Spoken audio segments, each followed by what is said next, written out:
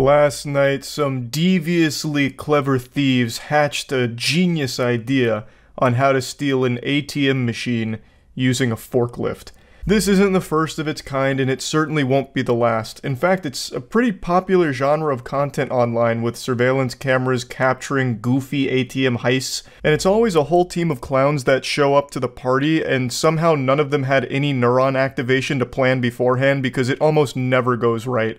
It seems like ATM robberies are done exclusively by people that can't tie their own shoes, but then also somehow have access to the wackiest vehicles ever. Like, last night it was a forklift. There was one a couple years ago where they came up with a fucking excavator, actual heavy machinery, an excavator they used to carve the ATM out of a building, pick it up in its bucket and dump into a goddamn van. Like, I don't even know where they're getting it from. It's like they're playing GTA Online in real life. But yeah, it's always just so interesting. So I want to show you a few of them. We'll start with last night's forklift heist. This happened in Sacramento, and it's like something out of a SpongeBob episode with every villain is Lemons here. So there's only a couple of chess pieces on the board here. We have the white pickup truck on the top and the forklift on the left. Now pay close attention to that forklift operator, because he may be out here committing a crime, but he said, "God damn it, I'm not violating OSHA regulations." Robbery is one thing, but violating OSHA regulations, that's an unforgivable sin, and I will have no part in that, thank you very much. So that gentleman's in the proper forklift attire, complete with even the hard hat, and then he just fires this bitch into turbo drive. He engaged the NOS boosters and just gave a big wallop to the ATM, knocking it off of the pedestal there. And then he begins the second part of this incredible scheme that they've hatched. The truck driver throws that ass in reverse to get in the proper position to receive the ATM, and then the forklift driver comes over here and just skewers it. He starts pumping it a little bit, hoping to get the tongs on the actual ATM unit itself and not just the outer casing. It's like an egg, and then the orange stuff is the shell, and what he wants to get to is the yolk in the middle.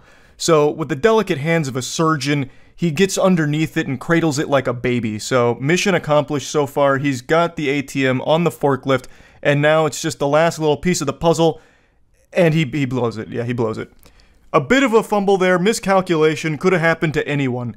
And as you can see, it's happening to the best of us. Now all of a sudden there's a spectator in the stands. Another car swoops in here, a variable they couldn't have accounted for, and this had to be the most shocking moment of that driver's life. What started as just a normal trip to the ATM ended up with him getting caught in an idiot's sandwich, so he says, "You know what, I'm not hungry, I'm going home." And just when you thought this game was over, sports fans, wait until the fourth quarter, because look at this comeback.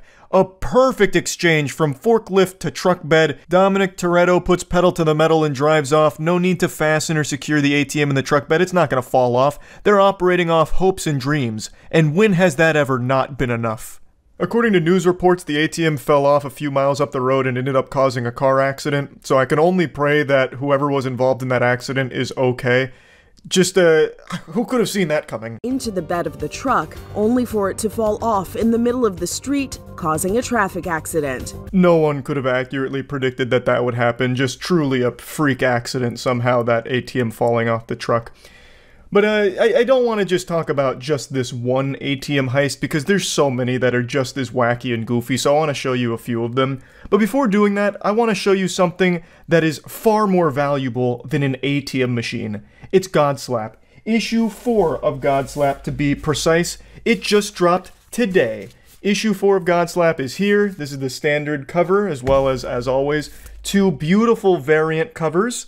And the story is really, really getting good, so you don't want to miss it. Godslap issue 4 is available right now at badegg.co, and if you don't want a physical copy of Godslap, there is a digital download as well, so definitely make sure to check that out. It's our comic series we've been working on for a few years now, and we're really starting to get in our stride. We're entering the golden age of Godslap, baby. I know I've already shown this clip before, but since I mentioned it at the beginning of the video, I figured there's no time like the present to once again put it in the top of everyone's mind.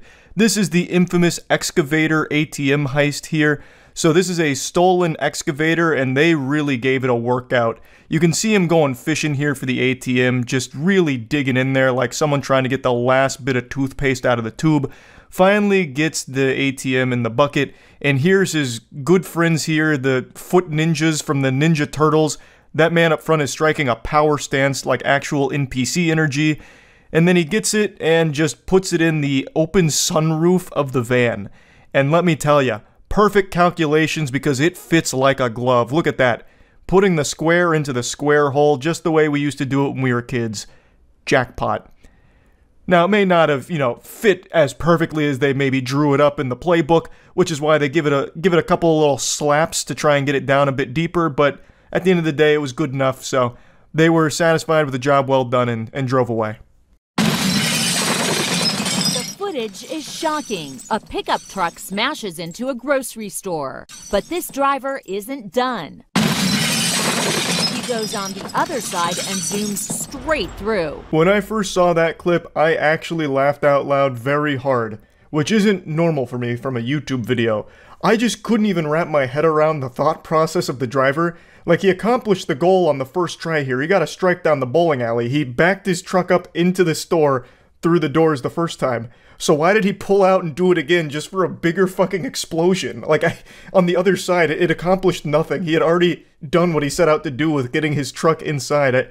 I don't exactly know why he did that. That was absolutely a fuck you. This became personal. It went from an ATM robbery to a statement real quick. Why is this happening? Because crooks are after the ATM machine. They load it in the truck and they're off. Now, this one doesn't use any fancy schmancy machinery here like a forklift or an excavator. Just good old-fashioned spit and elbow grease. Just two dudes being men, picking up an ATM and putting it in their truck and driving away. No need for elaborate planning, no need for even a single thought to enter your brain for this one. Just, I want ATM. I drive truck through and pick up ATM. Okay. Actual caveman brain idea. With the use of brute force, brazen ATM thefts are happening all over the country. This whole video from Inside Edition is mainly a montage of wacky ATM thefts, and you can see that they brought out a timeless classic strategy here with, once again, the forklift, but this one's got a little pizzazz to it. They're hitting us with a razzle-dazzle. So they're doing like a little balancing act where they're just like, they got a fingernail on the ATM machine with the forklift tongue, and he's just like kind of balancing it on the way out and like holding it back and driving away slowly. It's like something out of the circus. It's actually very impressive. There's real talent behind the wheel of that forklift. This isn't something that anybody could just get up and do. There is a real passion for their work here. And dare I say it, they even seem a bit considerate. They said, you know what, I want the money from the ATM, but I don't want to cause too much damage in the process. So I'm just gonna real tenderly pick it up, balance it, and just get away with it. I don't want to hit any walls or anything. He didn't come in here and just start fucking slapping it around like the last guy in the forklift video we saw from last night. This guy came in here with a real delicate touch. Or at least that's what the video showed. Maybe right after this brief clip, the guy just goes ballistic and starts just like speeding the forklift into everything he can find, maybe. In Chicago, a crook wraps a rope around the ATM and gives the signal. A truck then hauls the machine through the front door, even injuring his partner. That one's probably my favorite. Just a beautiful blunder, really.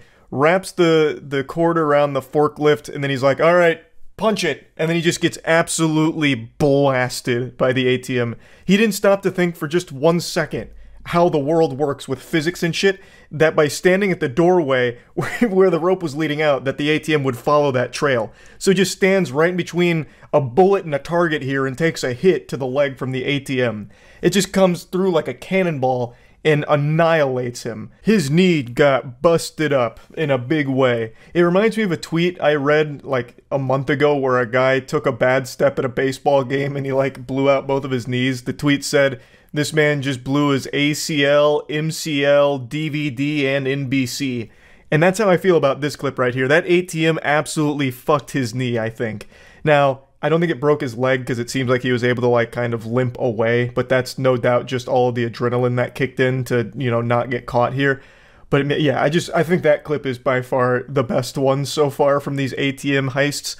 So yeah, I just wanted to share a few of these with you since the forklift one just happened last night, and that's really about it. So yeah. Yes, I know the quality of the webcam is less than stellar. It looks like the footage from The Dark Knight when the Joker is like selfieing himself as he's torturing a guy. I know it doesn't look great. It's highly pixelated, looking like PlayStation 1 graphics, Charles here, but it is what it is. It's the only webcam that I have, and I really want to talk about something since I can't sleep, which has become all too common. It's extremely late right now, it's 3 a.m., I gotta get up at 7 a.m., and I didn't sleep last night, and I'm not sleeping tonight. Insomnia is absolutely beating my cheeks in, and it's making me mad. But the only thing that makes me more upset than not being able to sleep is porch pirates, and that's what we're here to talk about. Since I was tossing and turning, having nothing but the most inopportune moments for deep existential thoughts, which kept me awake, I decided I'd go on the cyberspace to see if there's any kind of lullabies that could put me to sleep. You know, maybe Jigglypuff could sing me a song or something. But instead, all I found were two very peculiar cases of porch pirates stealing some packages that I just think are really interesting, so let's talk about them.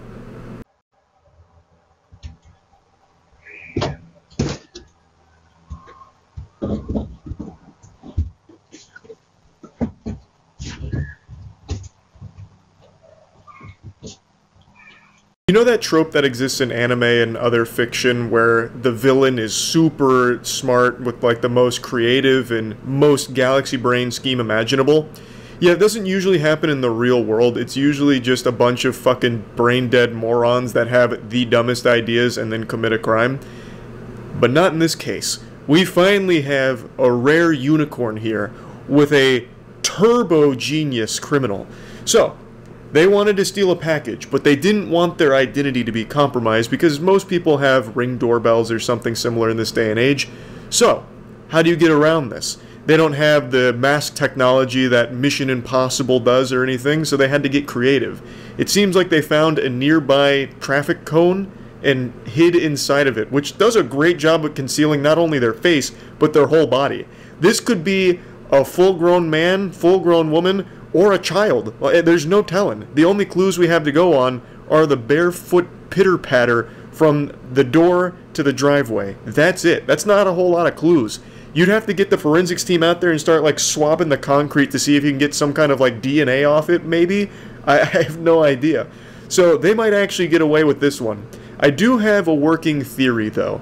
I think the culprit here is someone that is familiar with the family. I think it's a family friend or maybe even a nearby neighbor. They knew they could be easily identified by the homeowner, which is why they took such extreme measures here. That, or it's staged. This could just be faked. This could be just a prank, like a staged video for the sake of it going viral, which it absolutely did. But I like to pretend and suspend disbelief here. I like to think that this was a real instance of a porch pirate coming up with a really creative solution. But anyway, there's no further updates that I can find on this story, so this menace is still at large. Sleep in fear. Or in my case, don't sleep at all, because insomnia is a real bitch. But also, if there's any traffic cones nearby, you might want to hide them somewhere so that way they can't be utilized like this and steal your packages. Now, while this one could be faked, the next one is not, because they've been caught. Though they did have an equally creative idea on how to get away with stealing packages.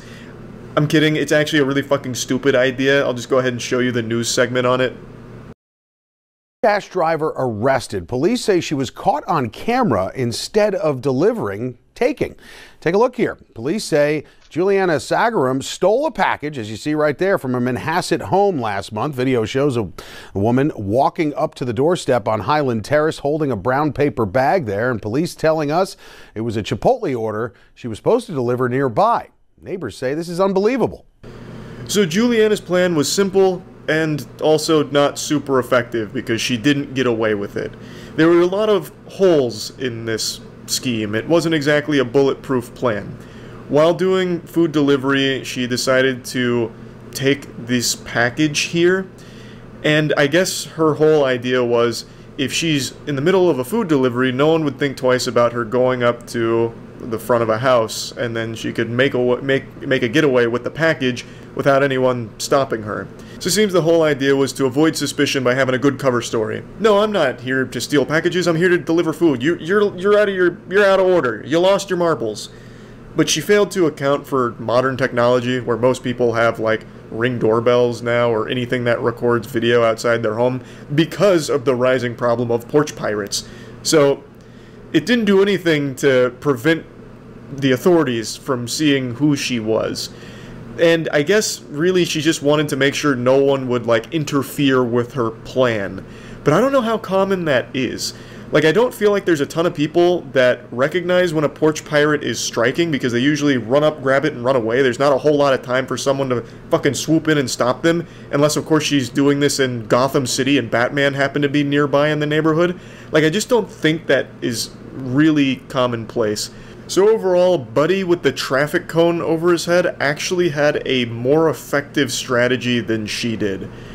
But anyway, I just wanted to talk about these because they were super silly. They both came up with pretty creative plans on how to be a scumbag, and one of them so far has got away with it. The other one is at least facing charges, so that's good that she's, you know, been caught. And I guess we'll see if the traffic cone supervillain pops out of hiding at some point again in the future. But anyway, that's about it. So yeah. Thief falls through store ceiling twice.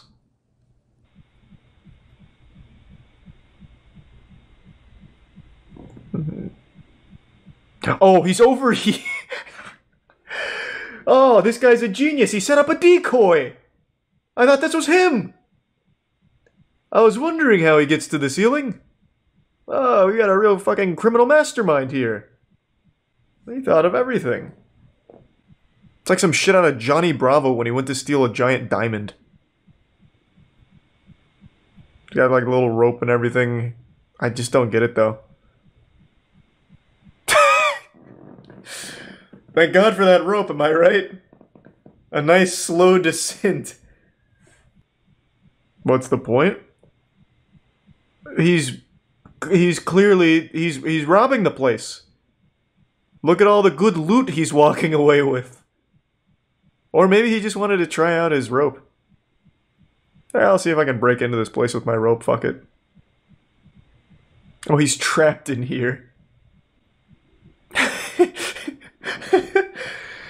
This man's hatching so many plans, and every single time he thinks of one, it almost immediately doesn't work. But he's on to something now. Unfortunately, the title spoils what happens next, but I like where his heart's at. He's hatched an idea and he's acting on it. I can't imagine where he falls through next. Why would you climb up here and then go this way? Oh, I see. He never even made it onto the panels. I wonder how he's doing now. Oh, he's fucking cooking. He's almost out. I see it.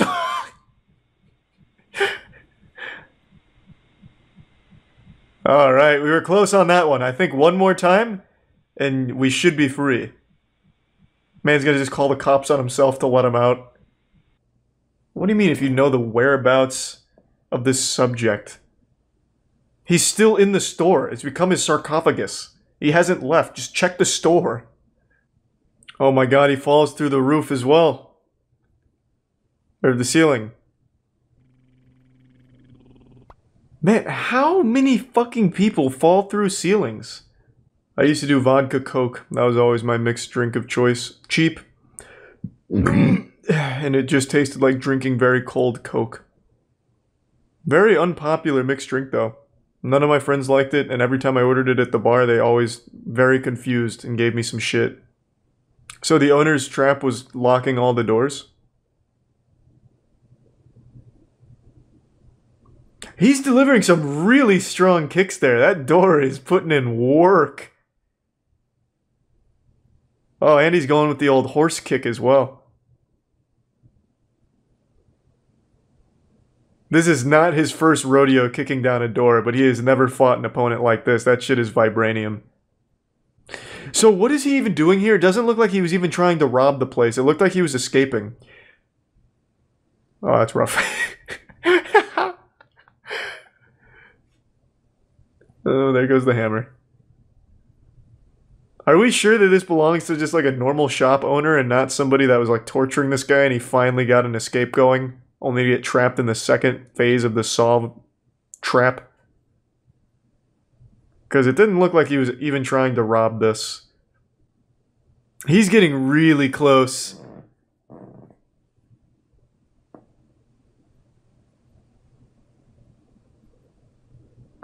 I think that was a really fucking dumb plan. Look how close you are with the door. You can absolutely kick off the bottom, I think. I don't think you'll get through the deadbolt, but you will definitely bust the bottom up. Crawl through it. Can't believe he hasn't torn his Achilles yet. Oh, and now he's just gonna pop his shoulder out of place. Very good, very good. The panic is really setting in. Next he's gonna just take the hammer and start hitting himself with it. I don't understand. Is he running out of oxygen or something? What is happening? That leg is gonna snap any minute now. But I'm sure he's resourceful enough to find a second means of getting this open. Wait, is this one of those push locks where you push it up and pull it to the side? Has that been there the whole time? Oh my fucking god. To be fair, I also didn't notice it, but I'm also not looking at the door in person. I see he's still not free though. It looks like it is just a closet. This escape room has really bested him. God, did he just live here now or something? Holy shit, how long is this video? Oh my god, he's dehydrated, starving to death. I haven't been looking at the date up here. Is it changed by like a week or something? What's going on? This man's deteriorating. Oh, that was easy. Hey, what's up, pussy? Should have locked the cop in. That would have been a big brain move, but there's obviously another officer over here. That would have been like some mastermind shit, though. He just tucks his legs forward a little bit. This officer becomes trapped and he just has to take on one guy. It's like some GTA RP kind of shit. No, there's clearly two cops is what I'm saying. Chat, Jesus. You would never succeed as a fucking villain. A, cops don't respond to calls alone. There's always backup. And B, he was clearly talking to somebody over here while the officer was behind the door. We hear about the Florida woman who got her entire driveway stolen. How does that work? Single mother's future in jeopardy after thief steals driveway. How? No way. Now playing above, it's this right here. This is where they put the news segment in the tiniest box on the screen. And now our Nick Papantonis is looking into the situation. Well, I'm going to speculate on how they might have done this crime. So they obviously needed some kind of heavy industrial machinery, right? And seeing the recent rise in forklift-related crimes, my guess is somehow they used a forklift, got the tongs under the driveway, and peeled up each individual piece of pavement. And then just stacked it and drove it away. That's my guess. I think a forklift was the culprit. Well, not like a sentient forklift, but like that was the tool used by the culprit.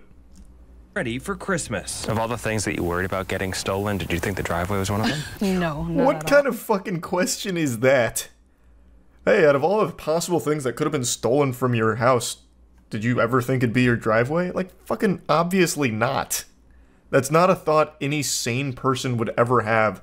Like, you can't exactly padlock your driveway. No one's gonna ever consider that the Grinch might come through and just take the whole pavement up. Why even ask that question? It's super stupid. One told Brochu a Tampa area man identified Oh, as Tampa. Andre asked Let's them go. to price out a replacement. Again. 1 week later, this Oh, let's image go. from Brochu's doorbell camera captured a bulldozer tearing out the concrete and hauling it away. Jesus Utter Christ. shock. I've never seen this before. 0 for 1 on guesses. It was a bulldozer, not a forklift. And believes Brochu is the victim of a scam. But neither woman knows what Such a scam weird, is. yeah, it's a Had weird multiple people scam. come forward saying that they've seen things like this happen, whether it be driveways, roofs, painting, even outside the exterior. So it happens more often than we actually see it. Deputies have launched a I just don't criminal believe that. Why would this happen often? What do they get out of it? I mean, I guess the cat's probably happy about it. They like dirt. But what is the scam? So you have their driveway now.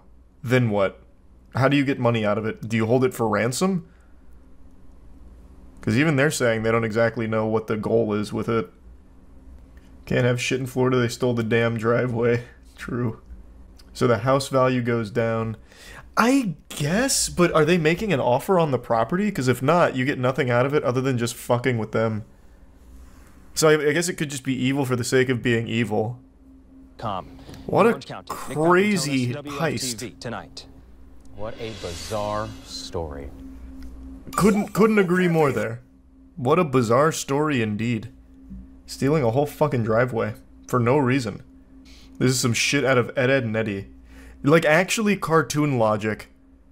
Like, stealing a driveway is actually something out of Cartoon Network. The only thing that makes sense is what the chatter said, driving the property value down to make an offer on the house.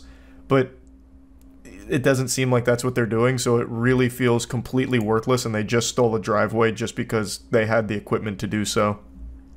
There's a guy in Detroit who had his whole porch stolen. Recently? Detroit man says his porch was stolen. This was in 2018. Oh my god. This was in 2018. What the fuck? That is interesting. Oh, wait, it's not real. The first update here. I did it all out of laughs to entertain social media. So this one's fake, but the stealing driveway one's not. Did you see that the Pistons finally won a game? Did I see that the Pistons finally won a game? You bet your sweet bippy I did. I'm a little upset because I predicted they would beat the Celtics, and they almost did. The best meme I saw about it is the Pistons miraculously overcame a 21-point lead in order to lose in the end to the Celtics. And I predicted they would beat them. And they lost. So then I was totally resigned to just let the Pistons lose 60 straight. And then they come back today and they fucking win. It actually made me mad because I could have looked like a prophet. I actually would have looked like a legitimate, like what are they called? Soothsayer? To get that prediction right would have been big for me. But I got it wrong. They won today though. So they snapped the 28-game losing streak. I was reading some of the memes here. I didn't watch the game, I just saw that they posted this. And usually when they post final, it means the Pistons lost in another triumphant fashion. But they actually won, and I was looking at some of the memes. So, Winghouse said every time the Pistons win a game, it's 5 free wings. And that's been a big joke because the Pistons lost for 3 months now, or 2 months, whatever.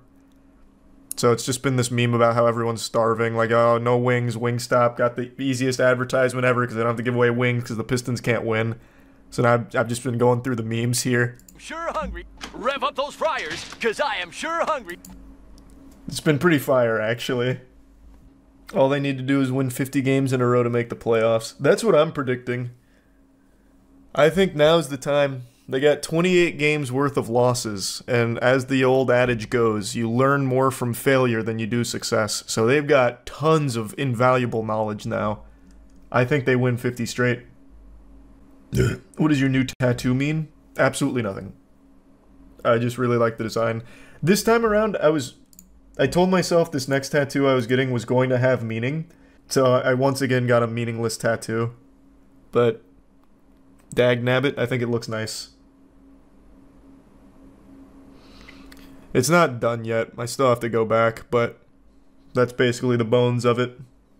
It's a balloons map. Yeah, kinda. Once it's finished, it'll be less balloons-esque, but I really like it. I really like how it's coming out. You did this, they could have gotten rid of the 76ers all-time loss record, now they tied it, fuck you. Hey man, I got it wrong. I said they were winning last game. So it's not my fault. Surprisingly, this isn't new. Look up entire driveway stolen in Central Florida. Happened in 2012. This isn't the first driveway being stolen? Yeah, well, you're right. This also happened in Florida, too. Man, Florida thieves love driveways. A woman in Reddick, Florida didn't even have to open her front door to realize she had been robbed. That's because thieves stole her driveway. Well, the brick pavers that made up the driveway. Is there footage of it? No. The victim arrived home around 6 p.m. on Tuesday and felt a large bump as she attempted to turn into where her driveway had once been. She got out and realized it was gone. Apparently neighbors didn't think anything of it because construction workers had recently built a barn elsewhere on her property, so no one stopped the thieves as they took the bricks. Thoughts on Mickey Mouse becoming public domain? Oh, yeah. That happens on January 1st. Mickey Mouse is hitting the public domain. Well, Steamboat Willie Mickey Mouse. Which is fine. We're going to use him in the MWL, mark my words. We'll have him fight against other public domain property like Winnie the Pooh. Right around the same time as Epstein's List. I wonder what Steamboat Willie was up to. Oh, interesting correlation. So I can promote my own movies with a whistling mouse. I guess. You can use Winnie the Pooh right now if you want. There's a lot of public domain property that you probably don't realize is public domain.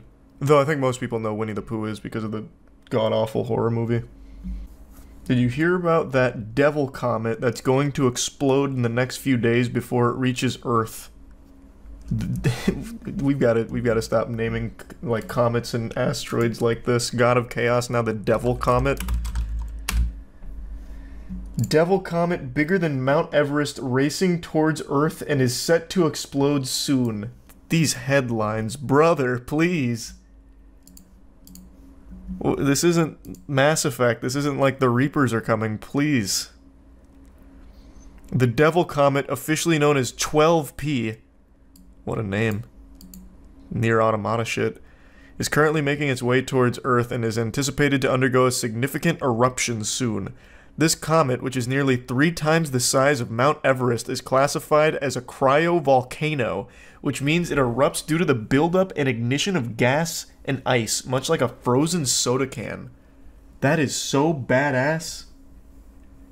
The comet is notably large with a diameter of 18.6 miles. That is wild. It's a very short period comet, completing an orbit around the sun approximately every 71 years. A pattern to the well-known Halley's Comet. Comets like this with an orbital period of less than 200 years are categorized as short period. Comet 12P Pons-Brooks is not a recent discovery. Its existence has been acknowledged since 1812, when it was first observed by comet hunter Jean-Louis Pons, who noted it at a 4th magnitude brightness. However, initial observations were not detailed enough to accurately forecast its future appearances. Hey, guess who's got COVID again? This is number 4. I'm like Patrick Mahomes, but instead of 4 Super Bowl appearances, I've got 4 COVIDs under my belt. Yeehaw.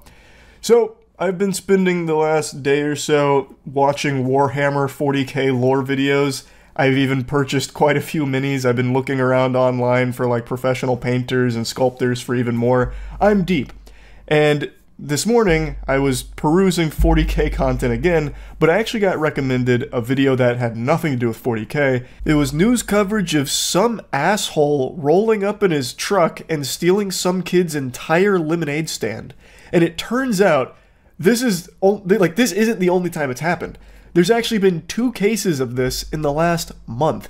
Though the previous one was stealing the money from a lemonade stand in front of the kids, this guy just came up and stole the entire kit and caboodle here. This boy is heartbroken. He can't believe what just happened. Someone has taken his lemonade stand. The youngster has been selling lemonade for more than a year at an intersection near his home outside San Diego. That kid is grinding, selling lemonade for a year. He's got himself a full-time job after school. Multiplication tables in the morning, business in the afternoon.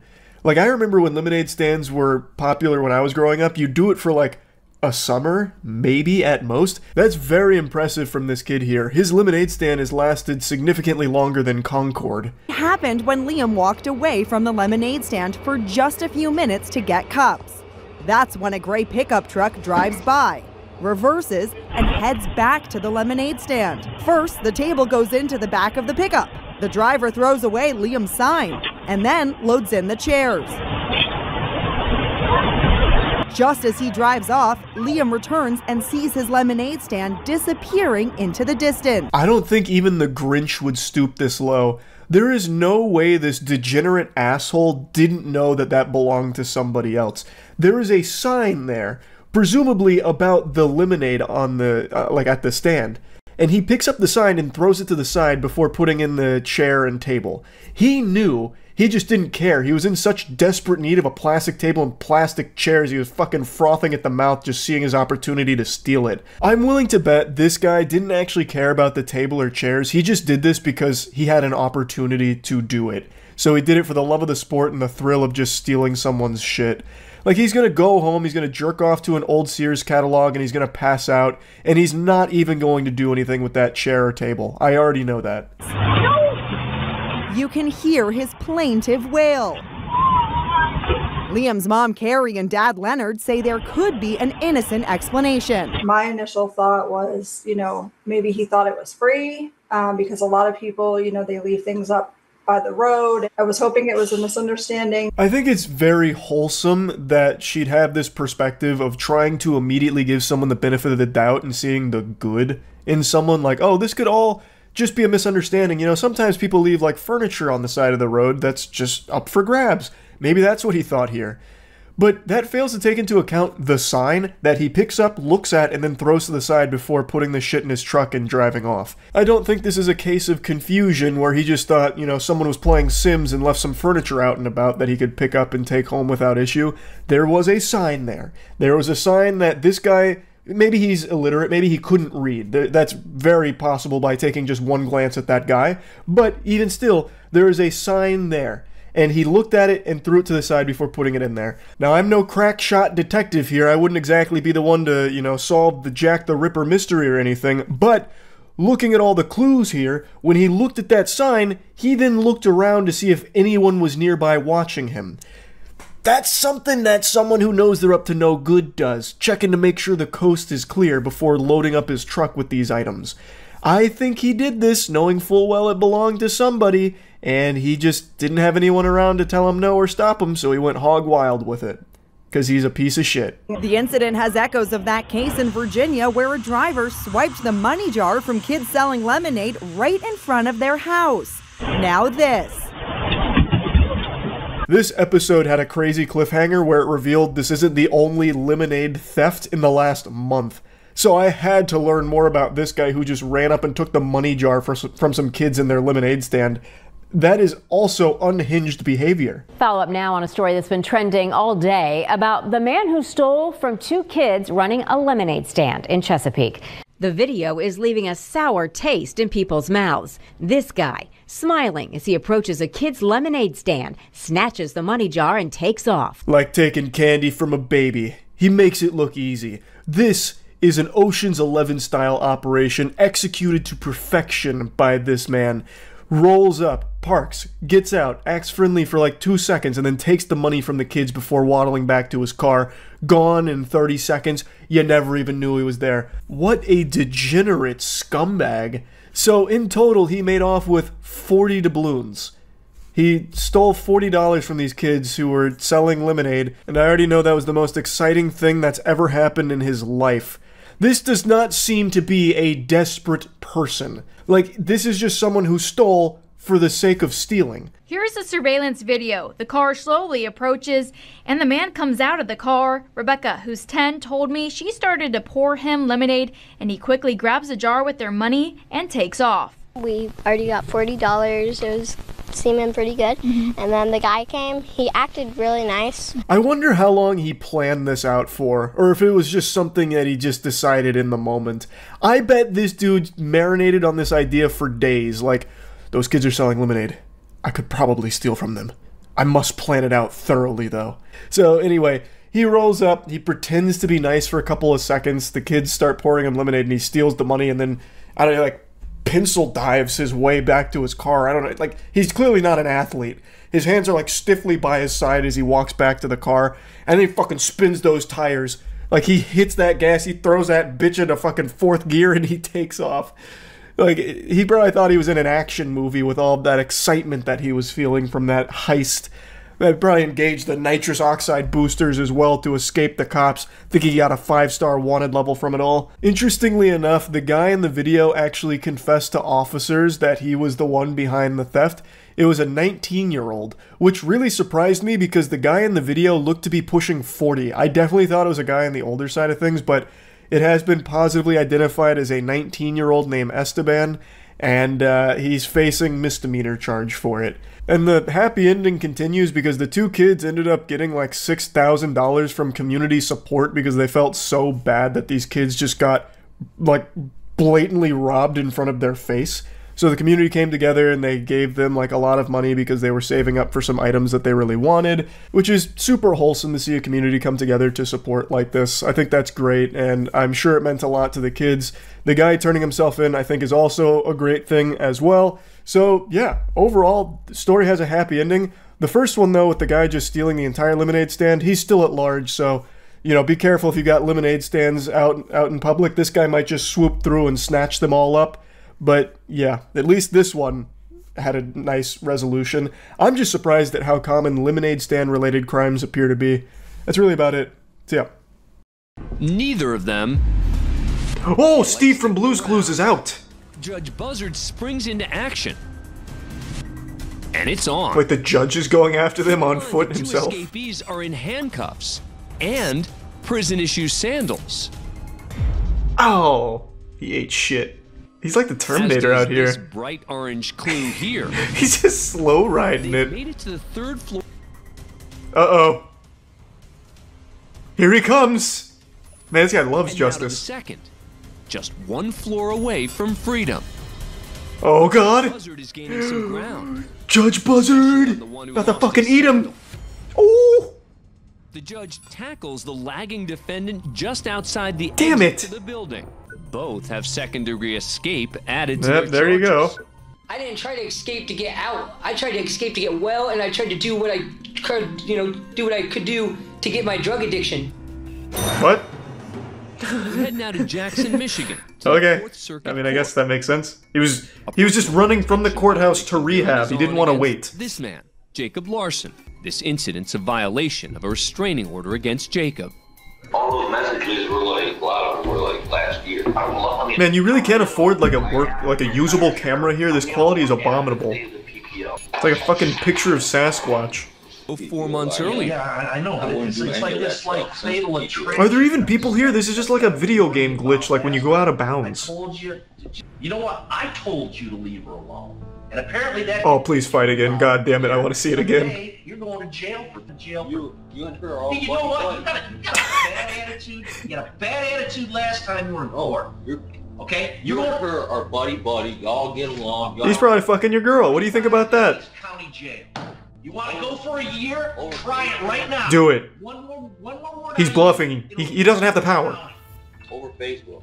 You're going to jail for a year in the county. 365 days county jail. What do you mean? It's crazy how many people say you can't do that. He's the fucking judge. Like, what do you mean? This man can tell you have to stand on a corner with your butthole flexed in front of a traffic light if he wanted to. Put your hands behind your back. Get to know you all too much. I'm a good person. That's all right. 93 days. It holds true. The quickest way to tell when someone's an insufferable asshole is when they call themselves a good person or a nice person. That's how you immediately know that you will never like that person, and they certainly are not good or nice. As he pulls out what appears to be... He's going in! No one seems to notice until... He's making a statement. He lights up, and this time it's noticed immediately. Hey! We the people deserve better. Oh, what a hero. My man. We the people deserve better. And on that day, weed was legalized. Taken away by the court officer, slapping Boston with a disorderly conduct charge, as well as another charge of possession. But he can sleep easy at night knowing that he was on the side of justice and brought change. The joint that changed everything. There's a lot of things that you can do, and your life doesn't have to be over. That is a useless law. That was such a fucking dumb idea. Like, what did he expect? My God, he's so brave. That's it, I'm changing the law right now. Apparently, here's some snickering from Casal's family sitting in the gallery. What the fuck? You can go too. Whoever can sit here at a tragic moment like this and laugh and smile. No, throw her in jail. Fuck that. If I was a judge and heard that, she'd be going right to jail. Fuck her. You cannot come down what to a the piece Frank of shit. Hall of Justice. Ma'am, you are being taken into custody for criminal contempt. Your disruptive and disrespectful behavior disrupted today's proceedings, and you, ma'am, are going to the Wayne County Jail for 93 days for direct contempt. Now that's what I'm fucking talking about. Well, it's been a while since I've had a full-blown justice boner, and that just triggered it. I wish it was more than 93 days, though. Donna seems to have learned a serious lesson from just one night behind bars. Don't you fucking dare let her out. Miss Cosby, is there something you'd like to say? Yes, I deeply apologize. In fact, laugh at her. Laugh at her. Laugh in her face. A hearty belly laugh. Ho ho ho. Ha ha ha. Judge reprimands father of 40 children. Holy shit. 40? Next, we're in Miami, Florida, where Judge Nusheen Safie's about to recognize a familiar name on her bond hearing docket. Johnny Ray Smith Jr. Oh my God. These two have a storied history, and you're gonna hear all about it. In that same case, Smith revealed to the court that he had fathered more than 30 children. God damn. Remember she was pregnant and she had another kid, so I'm at 40 now. Holy shit. All of a sudden, two people in the chat are like, wait a minute, it's my dad. No, listen, I never went back to the house. I never called. You didn't listen to anything I said. No, I did. I left. She seems a little interested. She's playful with you. You might be looking at another 10 children coming up soon. Smith's charges today, as well as the allegations before the court at this point. Just make it clear that my history with him is as a judge. Mr. Smith. You're not staying there, correct? So what is he here for? Just to like brag about how many kids he has? Mr. Smith, just Ditched her with 2 kids. Condoms, use them. Okay. That's fucking nuts. A fan of Court Cam. 40 kids. Holy shit. Man caught with drugs in the courtroom, huh? Filled with some kind of powder. He's not entirely sure what it is. So he has it tested. He snorts it. It turns out to be cocaine. Jackpot. So the court... Are these the potential suspects? And this man steps up to the gate. Watch closely as he moves his hat. One more time. Why would he bring cocaine here? And put it in his hat, of all places, the worst place to put it. Arrest. Thanks for being a fan of Court Cam. What a fucking horrible idea.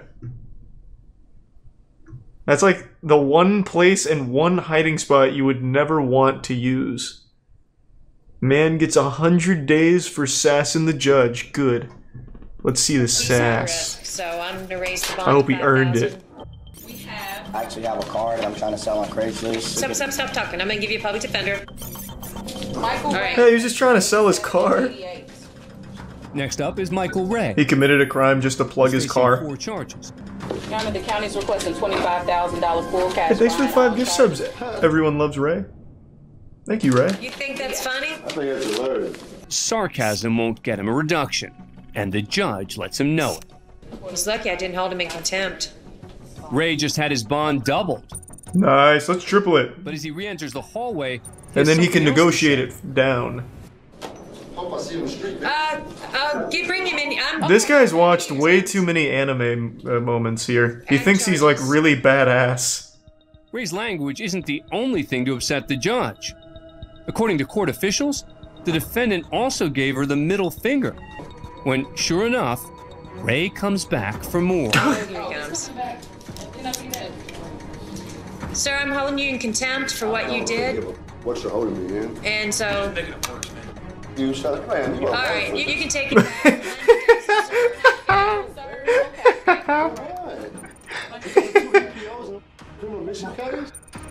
That's right. That felt like something right out of GTA RP. He's done. I think we need to. Yeah. Can we bring him back? Yes. What started out as 4 serious charges has grown into a grand total of 10.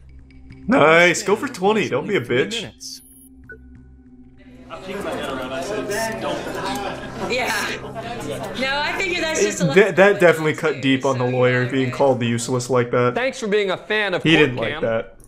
where it's very early on a Sunday morning, and all is quiet. Until... Oh, shit!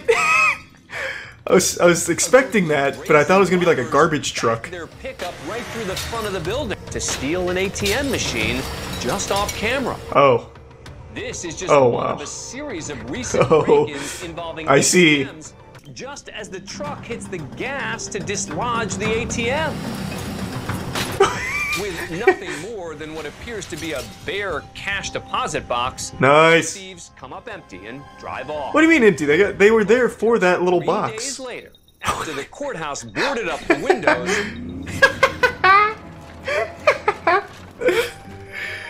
This is some fucking straight up Tom and Jerry shit. finish the job. Angel Lopez, Thomas Ortega, and Toby Perkins are arrested and charged with theft. Could they have woken the guy in the top left up for his mugshot at least? They're lookouts. Thanks for being a fan of Court Cam. Subscribe to Holy A&E shit. So they actually did get money out of them? Isn't it extraordinarily difficult to actually break into one of those? Like, here, let me see. What would I type in to find that? Maybe this would work? Well, yeah, now it just looks like I'm planning a crime here. I recently watched a video from a channel called Crime0, which put together this beautiful piece on one of the most interesting criminals I've ever heard of. It just seems like something more out of a cartoon than reality, like the real world Dirty Dan here. I'll quickly hit you with a 30-second Shark Tank pitch to get you interested and tell you why you should care. Basically, an army veteran uses his skills to target McDonald's locations for robbery, and his specialty was busting in through the rooftop. So he would bring tools, cut through the roof, and drop in like an angel on the employees. And he had the manners of an angel too. He'd let them get their coats. They all said that he was really nice, and asked them to just wait in like the ice locker, the freezer, and he'd rob them and leave. And he did this for quite some time before being apprehended. Spoilers, he gets caught. But he doesn't spend too long in jail because he hatched a galaxy brain scheme to break out, which he executed flawlessly, becoming the first prisoner at that facility to ever break out successfully. And he turns back to a life of crime, but no longer going to the Ronald McDonald Playhouse of Pain. Instead, he transitions to living in a Toys R Us and gradually stealing their toys. So what he does is he lives at a Toys R Us by living behind a bike rack. He carves out his own little like hidden man cave in the walls. I won't spoil how it all ends or anything like that, but I just wanted to get like the cliff notes out here because I just find it so wild. I'll put a link to the original video in the description, of course, so you can watch the entire thing, but I'll show you some clips from when we watched it. Alright, let's start with, let's see Roofman. This sounds kind of interesting.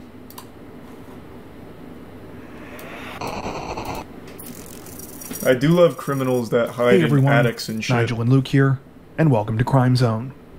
Unbeknownst Quick question, is there still a massive breakfast rush for McDonald's? I remember when I was a kid that was the shit, but I feel like McDonald's has just such steep competition these days for the breakfast slot.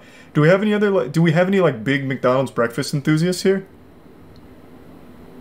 Because near me it's kind of just like, no one cares anymore. Overwhelmingly yes.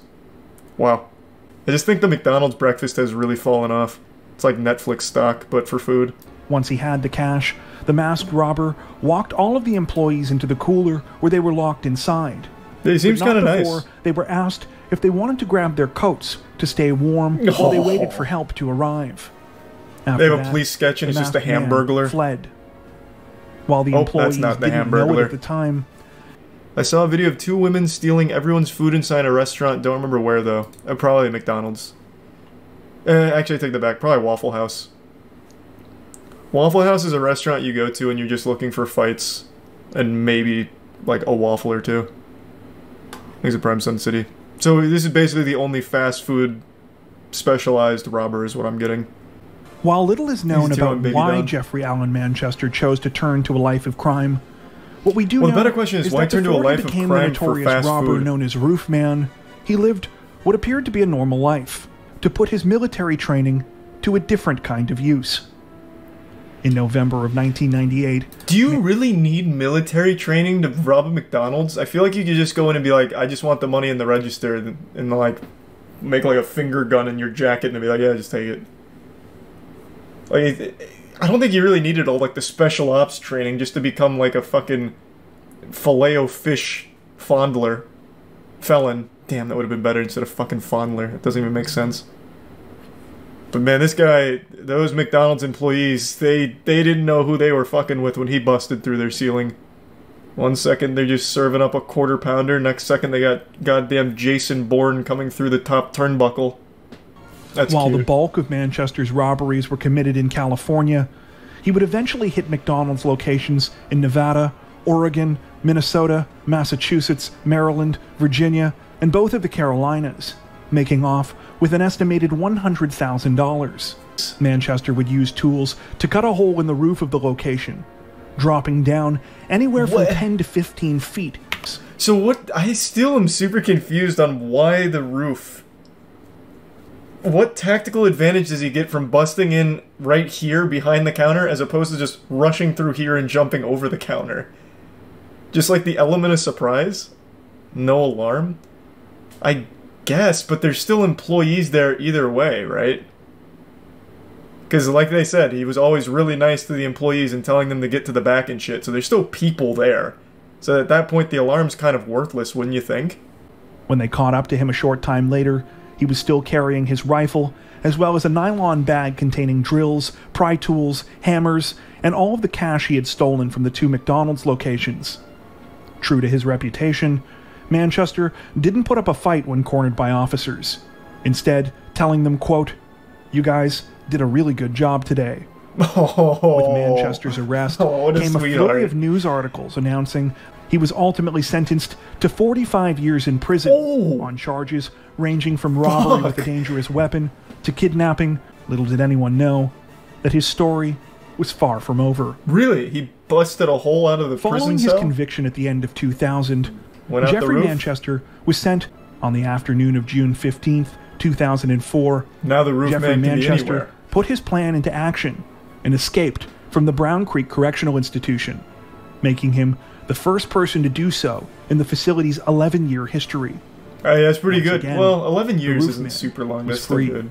It was here, at an unassuming retail plaza, that he would set up a living space that would baffle and amuse both the public and law enforcement oh my god, he officials opened his for own years to McDonald's. come. A For his new franchise owner. home, the Roofman chose a Toys R Us store located in a complex called the Triangle Shopping Center, just off of Monroe Road. He raced remote control cars on the roof in the middle of the night, rode bikes around the store for exercise, and managed to get most of the nourishment that he needed by stealing and eating baby food. Toys R Us had all kinds of snacks. He didn't need baby food. I remember back in the heyday at Toys R Us, you could get like fucking pounds of Doritos and shit. My man's over there just eating like meat sticks and apple mush when he could have been feasting on Doritos and Oreos. This man just said, fuck it, I want the Gerbers. Thanks for some Dreadnought in the prime elbow. This actually seems like something out of Codename Kids Next Door. Like one of the villains infiltrates a toy store that the kids are shopping at in order to torment them and scare them at night. Man's actually the boogeyman at the Jeffrey's Play Palace here. I have looked literally everywhere in the world for a single picture of this man's laboratory here. You know, Dexter's lab kind of shit. Because the way it's described in the video and the way it's described by the authorities, it sounds fucking incredible. He had baby monitor surveillance spy systems set up across the store to keep eyes on everyone, all the workers and all the customers and everything. He had so many toys and shit and a really elaborate setup with running water all in his like secret man cave in the Toys R Us walls.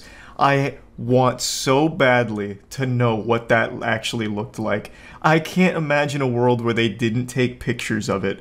They'd have to, right? Like, it's evidence. So surely those pictures exist somewhere, and I am begging any authorities that were involved in this case to just release the photo evidence. Let us see it.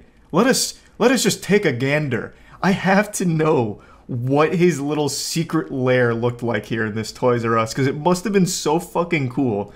Or maybe it's overhyped and it was actually just like a really small like coffin of a couple of toys that he'd stay at. Who knows? But it just sounds so impressive and I would love to know what it looks like, but unfortunately I can't find a single picture of it anywhere. I can't even find like a single like artistic interpretation of it from anyone from the scene. Nothing. But I know those pictures have to have existed. So I hope someday they surface. And when the holiday season rolled around, no one donated more to the congregation's toy drive than he did. Of course, These toys were actually all stolen from the store where the roof man was hiding who's out. gonna miss the toys though, huh? It was during this time that he realized he could tunnel directly through the store's wall into the adjacent unit, which just so happened to be an abandoned Circuit City. This time, maybe this guy is responsible for Toys R Us and Circuit City going under. After they found out that this man was living in their walls for... it's been almost a year, I think, now. They just got so fucking paranoid that the business started sinking. God damn. What a cool setup, though. That is like the most early 2000s shit imaginable. Like, that is your early 2000s shopping starting kit. Toys R Us, Circuit City, and Radio Shack. The only thing he's missing is a Blockbuster. Then he tunnels underground and goes right to Blockbuster or some shit. He also added more baby monitors to add to his makeshift surveillance system, and even installed a smoke detector and piped in water from the Toys R Us next door. Wait, how would nobody ever hear that? He piped in his own water line? How would he be able to successfully do that? It's not like, it's not the hardest thing in the world to do that, I guess, if you tee off of an already existing line, but still, I feel like you'd absolutely hear that, because you have to like drill into the walls and shit, and you have to tee off that pipe. That's kind of crazy. Yeah, I mean, I guess just doing it like in the dead of night without anyone being around, you'd probably never notice. In order to continue to travel between the Toys R Us and the Circuit City as he pleased, Manchester left the tunnel between the two units intact. I bet so many kids saw him behind the bike rack and just got scared and didn't say anything. In with the walls on both sides. On December 26th, he decided it was time to pull off the big robbery that he had been planning. Unfortunately for the roof man, when he tried to pull off the crime, things did not go according to plan. Similar to the 2000 robbery in Belmont, when he held up the Toys R Us, employees were able to contact police sooner than he anticipated. Manchester responded by punching her, stealing her gun, and running away. That's aggressive. Amazingly, he used to be so nice. The roof man seemed cornered, he managed to escape through his trapdoors undetected. It's unclear whether or not he returned to the hideout within the Circuit City, identified him as the man who had been going by the name John Zorin, and were shocked to discover who he really was. In a bid to cover his tracks, Manchester burned down a dentist office where he had gotten his teeth fixed while on the run. How does that... He was worried that police would be able to find his dental records there. Okay. This had the opposite effect of what he intended. Prison really changed and only made investigators more suspicious. Manchester showed up, believing he would be able to see his girlfriend one last time before continuing his life on the run. He arrived with flowers, but was arrested by waiting officers before he could make it inside the apartment. Manchester is currently incarcerated at the Central Prison in Raleigh, where his projected release date is December 4th, 2036. Do you know of any other cases like this that you think we should check out? What a cool story. Tell us about them in the comments section below. Thank you for watching. That prison is 5 minutes from my house. Bro, you might want to move just in case the roof man gets out. He'll start living in your walls. Sleep in fear, man. Sleep in fear. I don't know if it's movies or Grand Theft Auto 5 that's rotted my brain, but when I think of bank robberies, I always picture some absolutely massive event that's thoroughly planned and it's a huge deal. Like when I hear, oh, a bank got robbed, I'm expecting the follow-up sentence to be, and then Spider-Man stopped the robbers. I've just always imagined bank robberies like it's straight out of a cartoon, you know, high-tech security, damn near impossible to pull off successfully. You know, you see like an Ocean's 11 movie, you're like, wow, no one's ever going to be able to actually rob a bank like this, huh? They've just always made it sound so fucking wild, saying things like, alright, we're going to need a 20-person team in order to pull this one off successfully, boys. The target is a 15-inch thick steel titanium concrete vault door that's protected by a retina scanner and biological deposit box for fingernail clippings, and it'll only accept it from the head honcho of the bank. You also have to sing the fast part to Eminem's Rap God, and if you fuck up a single lyric, the alarm sounds and the FBI swarming within 30 seconds.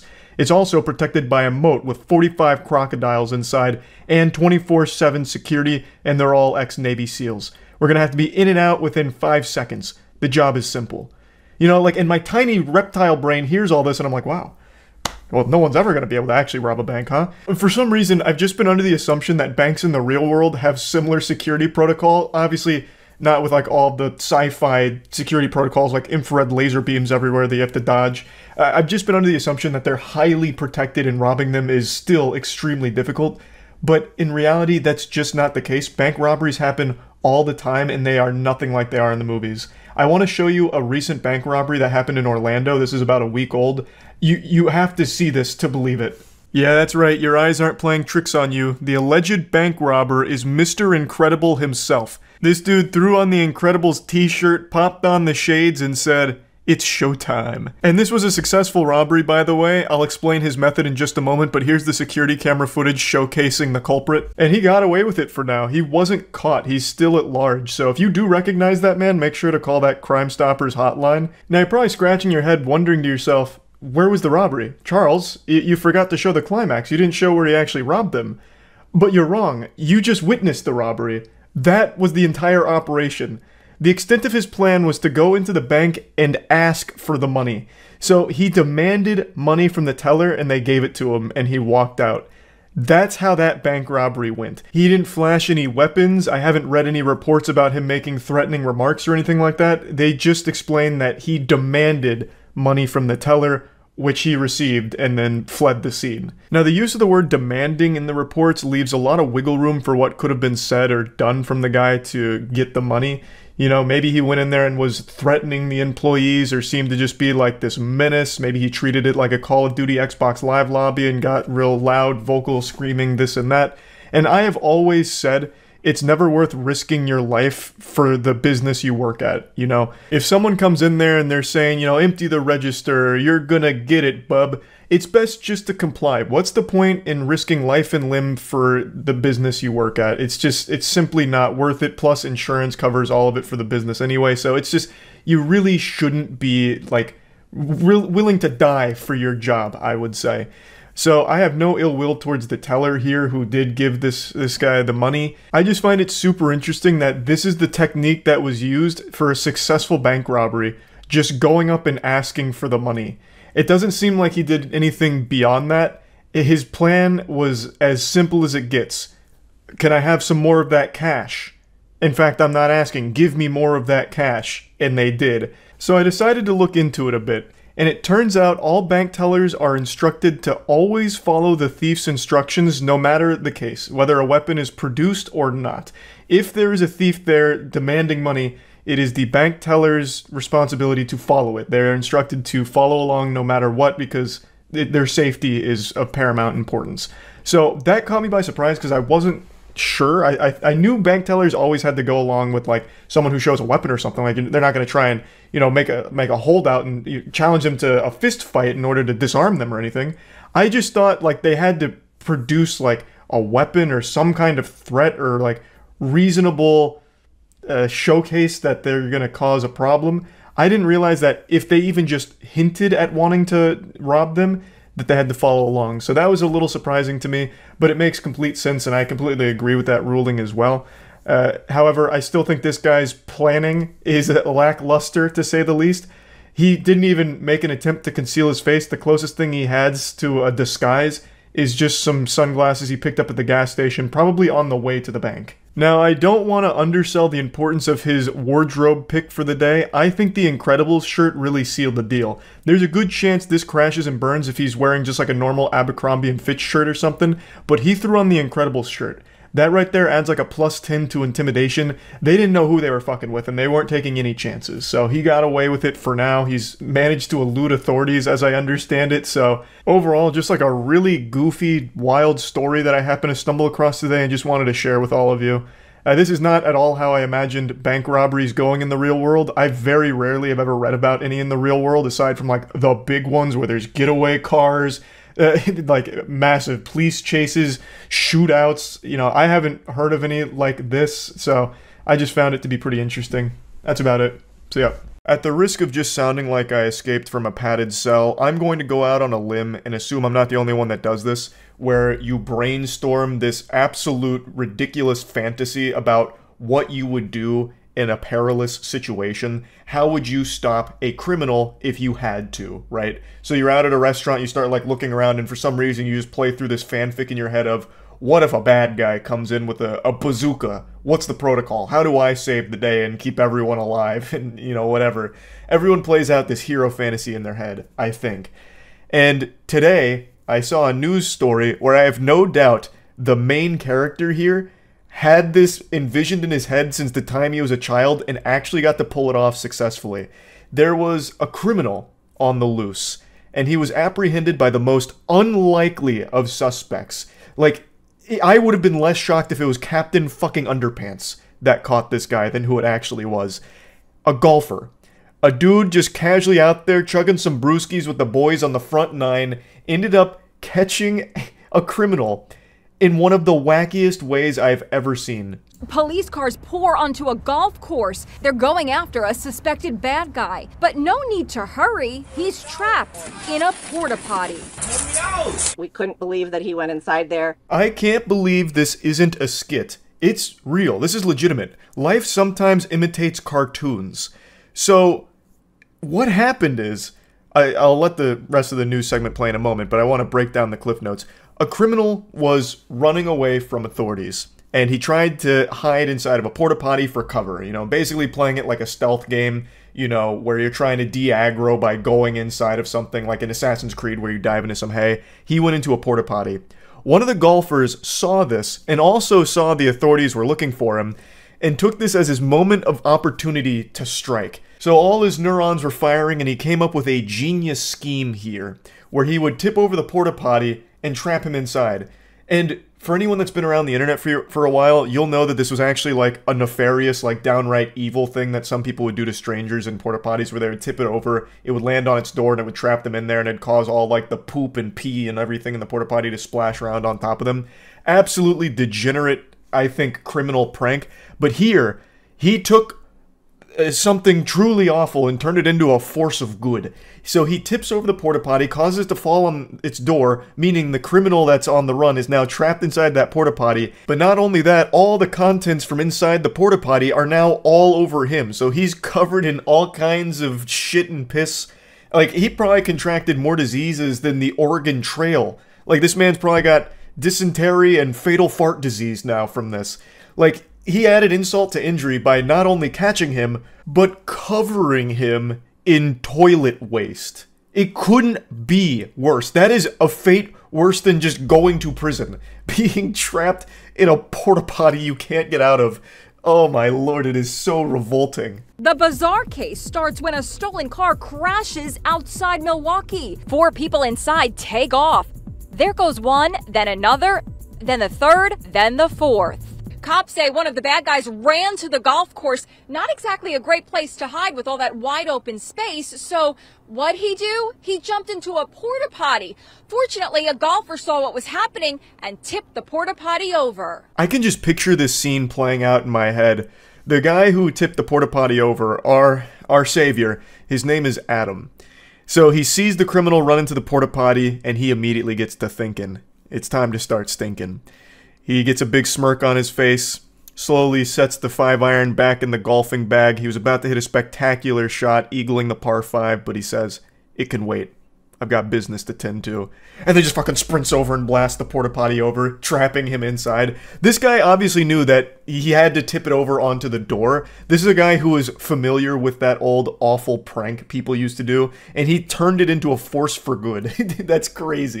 Golfer Alyssa Boland was there. He made a quick decision to tip it over, walked away and said, good luck, buddy. You can just imagine what happened next. The suspect found himself trapped inside. Don't let this deceive you. Don't get it twisted. This was after the suspect had been apprehended, so they had pushed the porta potty over, so that way the door was on its side so he could climb out. But when it was initially tipped over, it was on the door, so there was no escape. He was truly at the mercy of whoever would come to free him from this fucking fate worse than death, being trapped in a porta potty with everything sloshing around on you. And I think it is so badass that the guy who did it didn't stick around to give an interview or anything. He just pushes it over, apparently said, good luck, buddy, and left.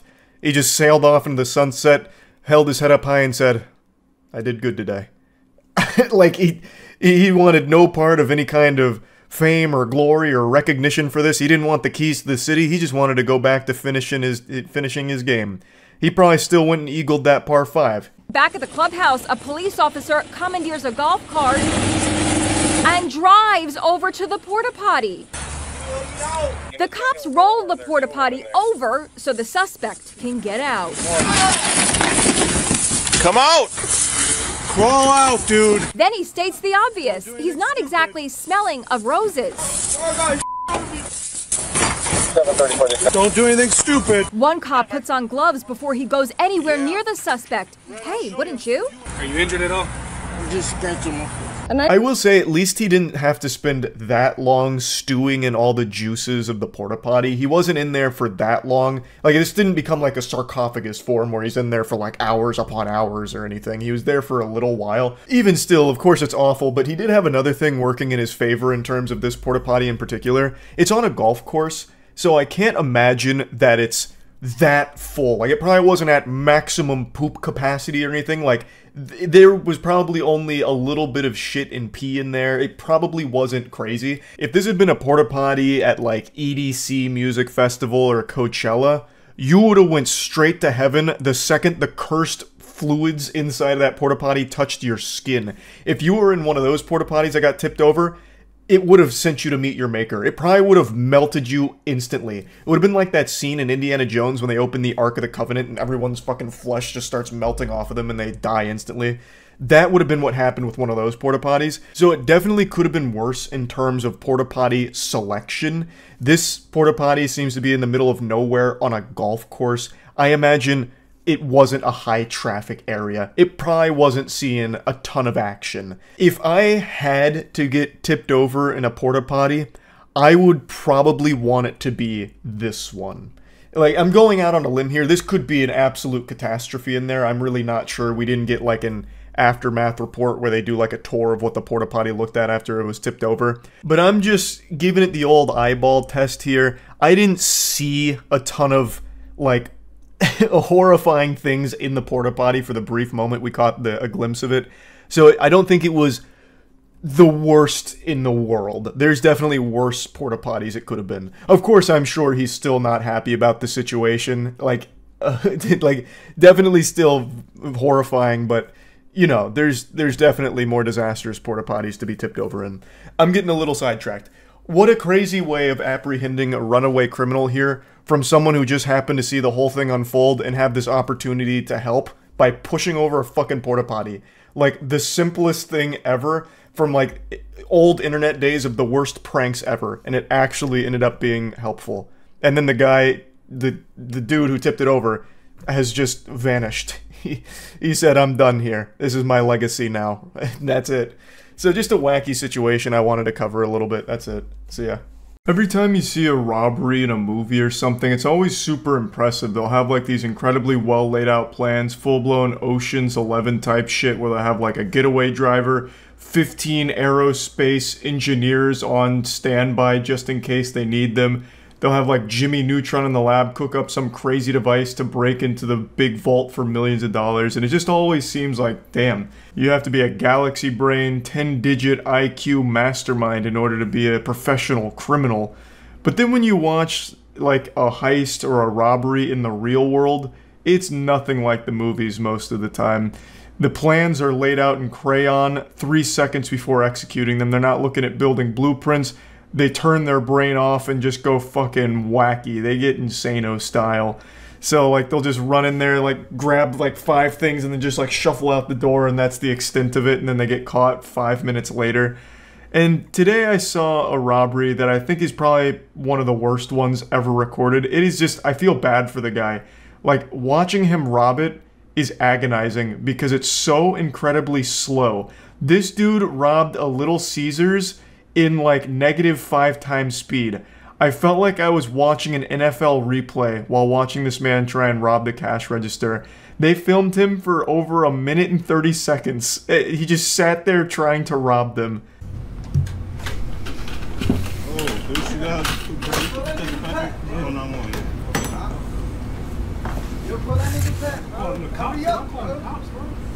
At first glance, I thought this was Pay Money Wubby robbing the place, and I thought to myself, goddamn, he is really doing everything he can to get to the bottom of his turd kebab mystery. But then I realized that this is just like a generic default character in GTA Online. This was just like a preset. This guy's coming in here not even trying to disguise himself. Like, he didn't even bother to cover his face. He put on sunglasses, but they're too loose and they keep falling off. It's a disaster.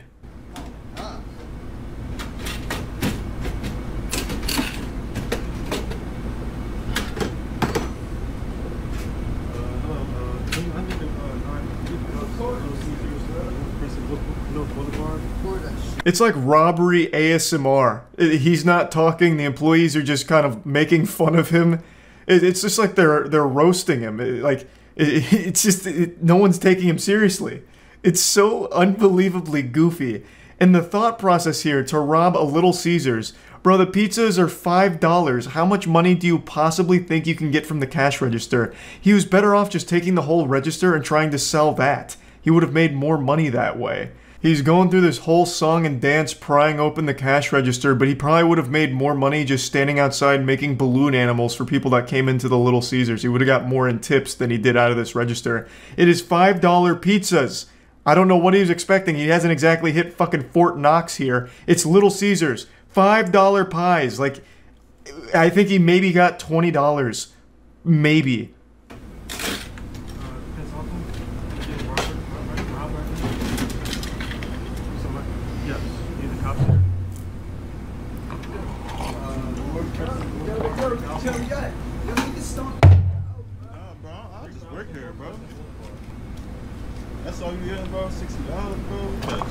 I absolutely love that response from the employees. No, I just work here. Like, I'm not gonna risk my life. I'm not gonna beat this man's ass and risk, you know, getting myself in trouble for the sake of saving $60 for Little Caesars. I don't care that much. I'm not paid to be like a fucking Little Caesars gladiator and fight for Little Caesars honor. You know, that's the right way of handling things. Just the employees like, hey, all right, you're robbing it? Okay, I'm not gonna stop you. I'll just call the police, which they do. And then they just sit here and record all of it for evidence. And this man just keeps flashing the camera with his whole goddamn face. They did the absolute perfect thing here in this situation. Take that whole shit. Let me get some. Yo, this nigga really just sitting here, bro. Yo, that's all you gonna take? Don't touch me. Don't touch nothing. Don't touch nothing, bro. Don't touch nothing. No fingerprints, huh? Yes. Yes. This is where it gets so good. So this guy with all 3 brain cells and every neuron in that goddamn barren wasteland of a head starts firing, and he's like, oh my god, I left my fingerprints at the scene. I know what happens next. I've watched CSI Miami. So he goes back in and tries to wipe down the register, as if the fingerprints are the main concern here, even though he's flashed his whole face with no sunglasses to the camera like 8 times by now. And he's doing all of this in the slowest speed imaginable. He's entered cruise control. It's like, there's so much evidence here, and the one thing he's concerned about is fingerprints. So he goes in and tries to clean the scene. Very thorough job too, but greed gets the best of him. He became gluttonous. So he goes in for more money, leaving more prints.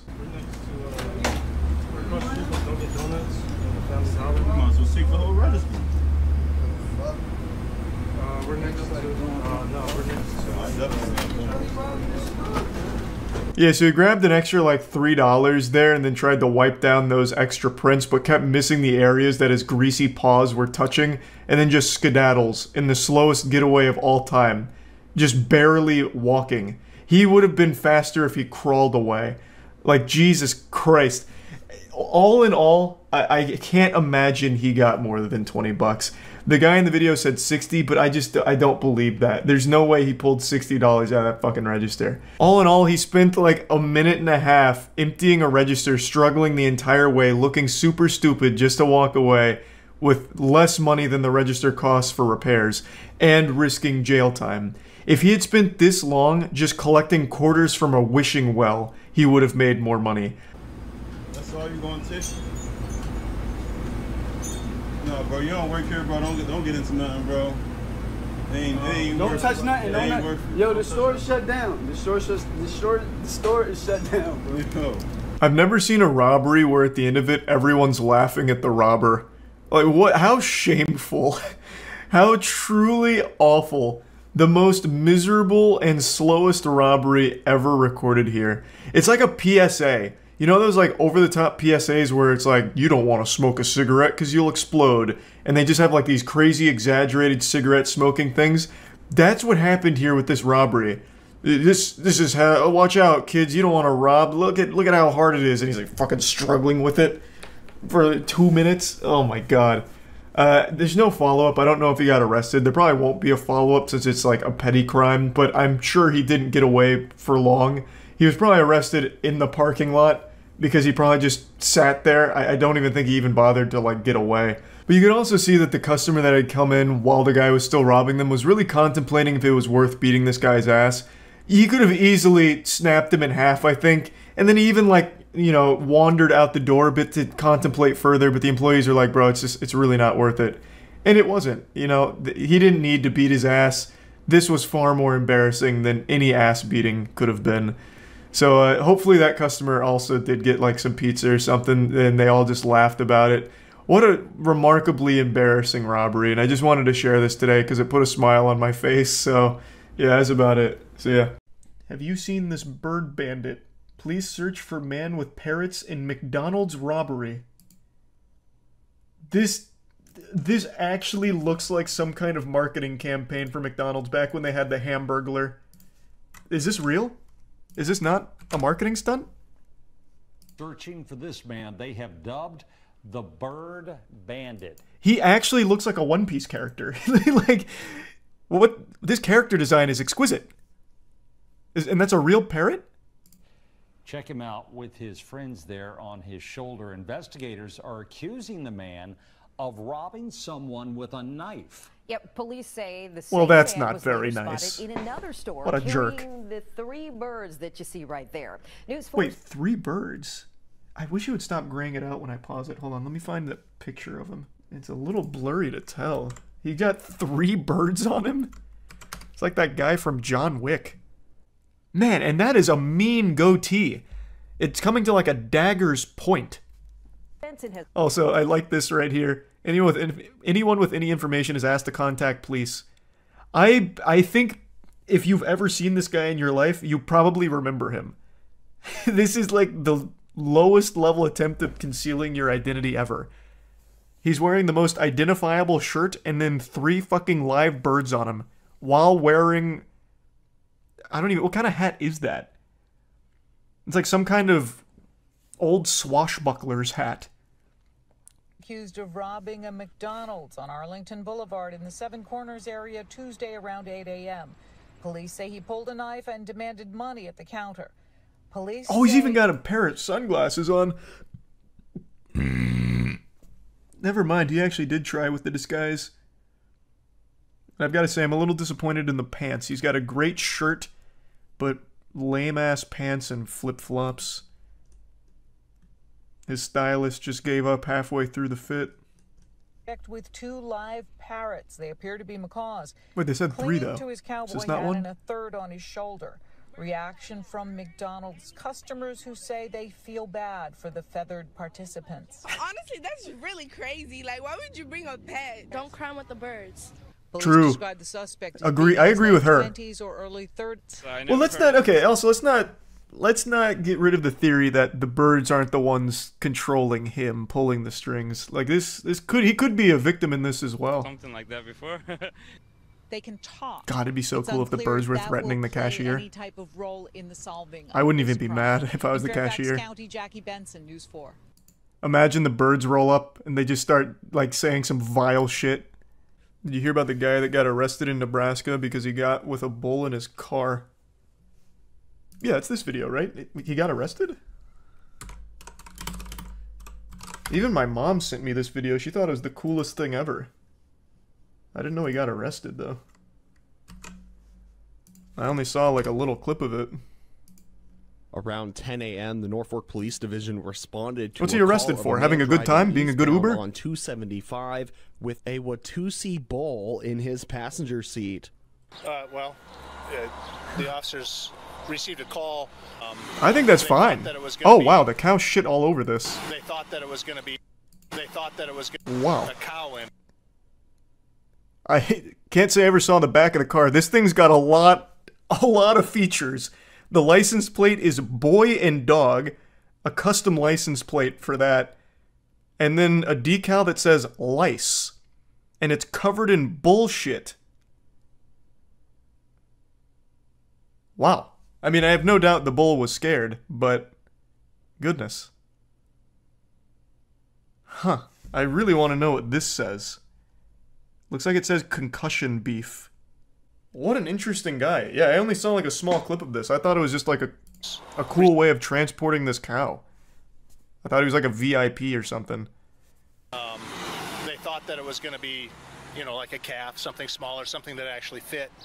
What is that it said on the side? Best car? Calf, something smaller. Best car citizen, Or something that actually fit inside the vehicle. And the vehicle was big enough. Well, technically. As a result, the officer performed a traffic stop and addressed He looks like a nice enough guy. Violations that were occurring with that particular best car entry situation. Animal back home and to leave the city. Meyer and Howdy Doody are on their literally way back told him to home get out of and town. No one was hurt. From Norfolk News Channel, Nebraska, Andrew Pfeiffer. I mean, that seems like a cool battle vehicle as well. Like, should Mad Max ever happen, I think training this bull to get ready to impale other riders and shit is probably a good call. He seems like a cool guy. What was his name? Lee Meyer. Watch the video about how Kim Jong-un used YouTube prank videos as a way to kill his brother. Kill him with what? Cringe? What? There's no way that's real. I knew his brother died. I didn't know it was a fucking YouTube prank. The prank show that led to an assassination. How North Korea assassinated Kim Jong-un's brother. Let me see. There's no way this was from a prank. In 2017, 2 unsuspecting women carried out a political assassination of Kim Jong-nam, the elder half-brother of North Korean dictator Kim Jong-un, thinking they were participating in a prank TV show. Holy shit, wait, what? In 2016-2017, 2 young women were separately approached by men to perform a series of prank videos for YouTube. One was from Indonesia, the other Vietnam. They were paid a small amount of money to run up to strangers and smear lotion on their faces, then apologize and run away. Wait, where's the assassination? Kim Jong-nam was in Kuala Lumpur airport when 2 women smeared his face with a powerful VX nerve agent. The CCTV footage of the incident shows him at the airport's information desk seeking medical help. He claims he felt dizzy after 2 women grabbed his face. He died within 20 minutes of the incident. She revealed she was recruited by a man named James, claiming to be a TV producer. For months, the 2 women were groomed to smear random people with lotion and creams. All this while they thought they were participating in a prank show with hidden cameras. Whoa! Wow. I had no idea. I thought this was just like a straight up assassination. I didn't know there was a deeper layer where the people that killed him didn't know they killed him. Hundreds of goats roam Bay Area neighborhood after escaping enclosed. Oh my god. These hooligans. We've got security camera footage. The squad's rolling deep. Lock your doors. Don't come out.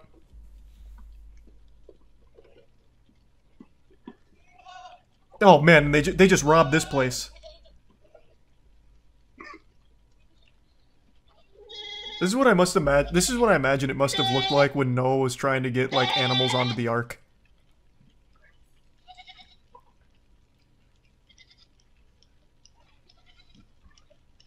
Man, that just doesn't stop. Who had all of these goats? Where are they escaping from? Pepperidge Farms?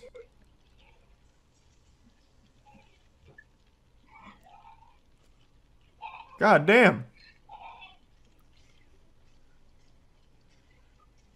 They're still going. Holy shit.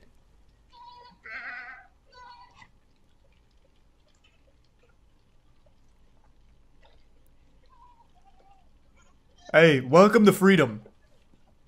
Enjoy the American dream, my friends. Godspeed.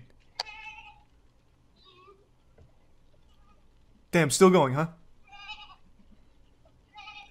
A herder and their dog came to the rescue and corralled the animals back into their pen.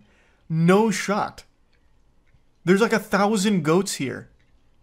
How the fuck would he have gathered all of them? There's no way he got all of the goats back.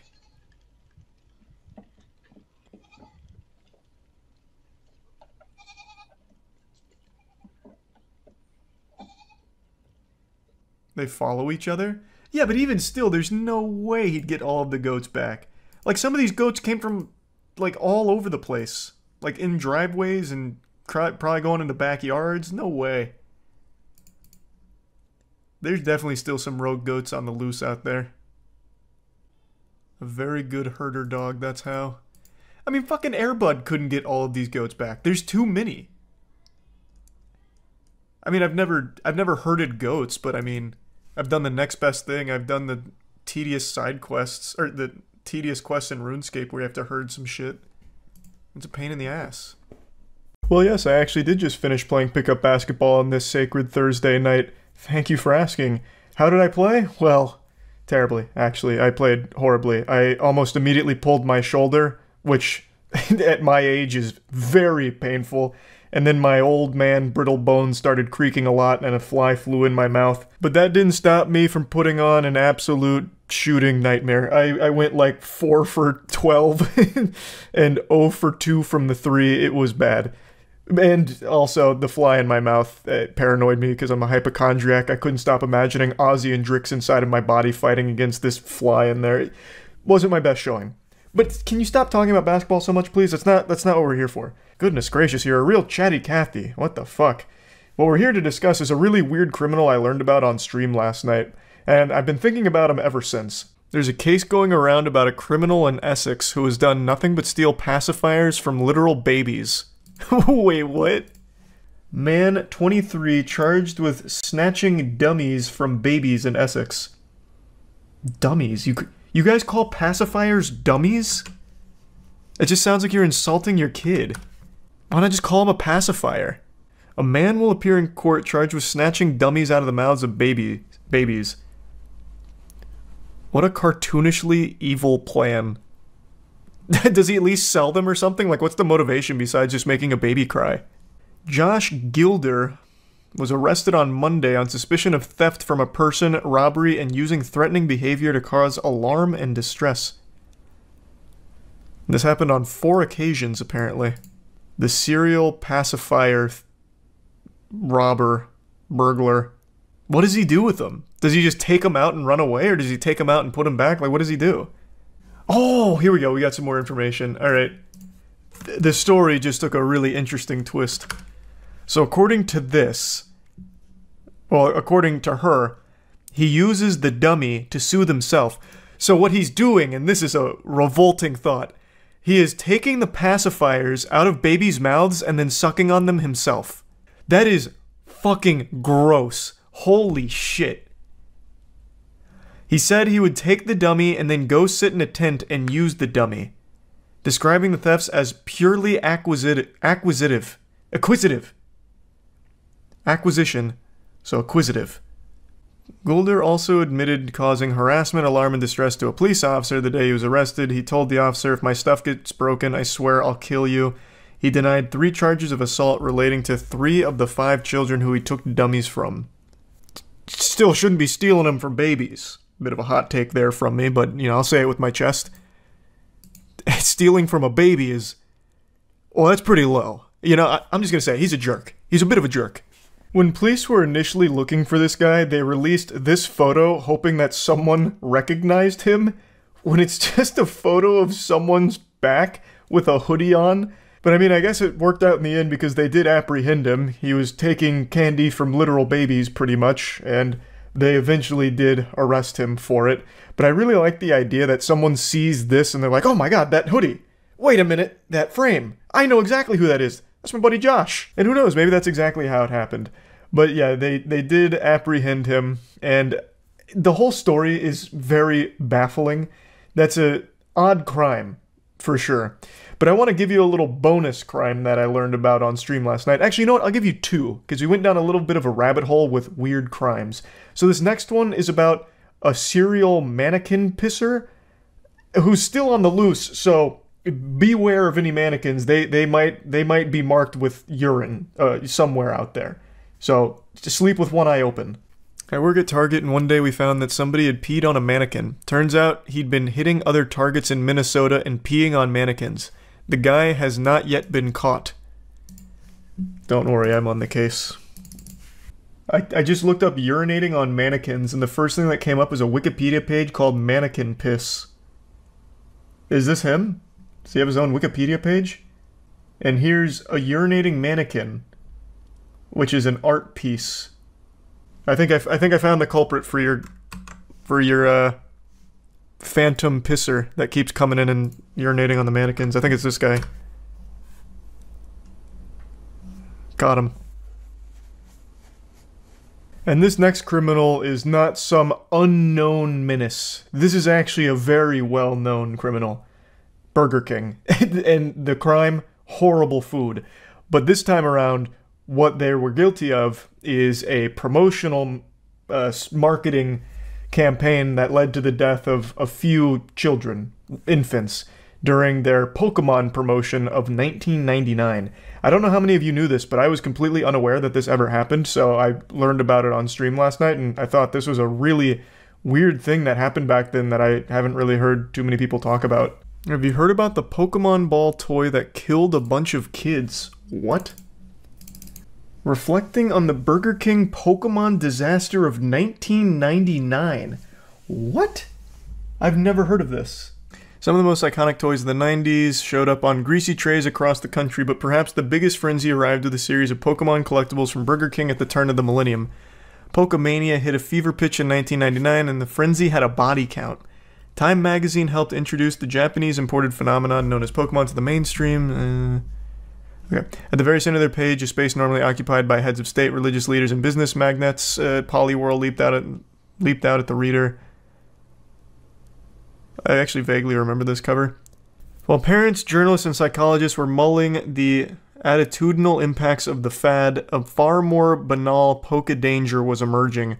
On December 11th, 1999, 13-month-old Kira suffocated to death in Northern California. A Pokemon toy from Burger King Kids Meal was believed to be the cause. The company had begun a massive Pokemon promotion in connection with the Pokemon the First movie, which debuted on November 10th. The 56-day promotion, one of the largest in history, was intended to run from early November to end of December. The Kids Meal prize during that 2-month period was one of 57 different Pokemon toys. Making the promotion all the more exciting was the fact that the toys were encapsulated within the immediately familiar red and white orb of a Pokeball. Burger King had plans to distribute over 25 million toys in this clever format for free with any Kids Meal purchased. Enjoy. She's even in body armor. They knew this was dangerous. That's a huge promo. Did they have all 151? How? Damn, Burger King used to go hard. As far as Kira's death was concerned, the toy itself, as it turned out, wasn't the problem. She died after one half of the plastic Pokeball, measuring just under 3 inches in diameter, became attached to her face. She had somehow gotten it stuck over her nose and mouth, forming an airtight seal. Holy shit. Her mother took a shower for about 20 minutes, and when she emerged, her daughter was dead. Spokesperson for Equity Marketing, the toy maker that had partnered with Burger King, would later state that the toy meets or exceeds all federal safety guidelines, and Charles Nicholas, a spokesperson for Burger King, argued it was not concluded that the ball was the cause. I mean, it seems like a completely freak incident, but I mean, the ball was literally the cause. But it's not the design's fault, I don't think, right? Like that's truly a freak thing, from the sound of it. 10 days later, on December 23rd, it happened again. An 18-month-old girl in Kansas almost suffocated. By the time her father pried the half of a Pokeball from her face, the girl's lips had turned blue. When we found out about the first death, there was a realization that this could be a huge national concern. This was the worst-case scenario. A major fast food chain, not just a toy store, distributing these toys by the millions. How is it happening, though? It doesn't look like that'd be a really easy situation to find yourself in. And also, who's letting 13-month-old and 18-month-old babies eat Burger King alone? Also, what do they eat from Burger King? Aren't you still basically on mush? Maybe not at 18 months, but 13 months? When do you stop having, like, mush? When's the cutoff period?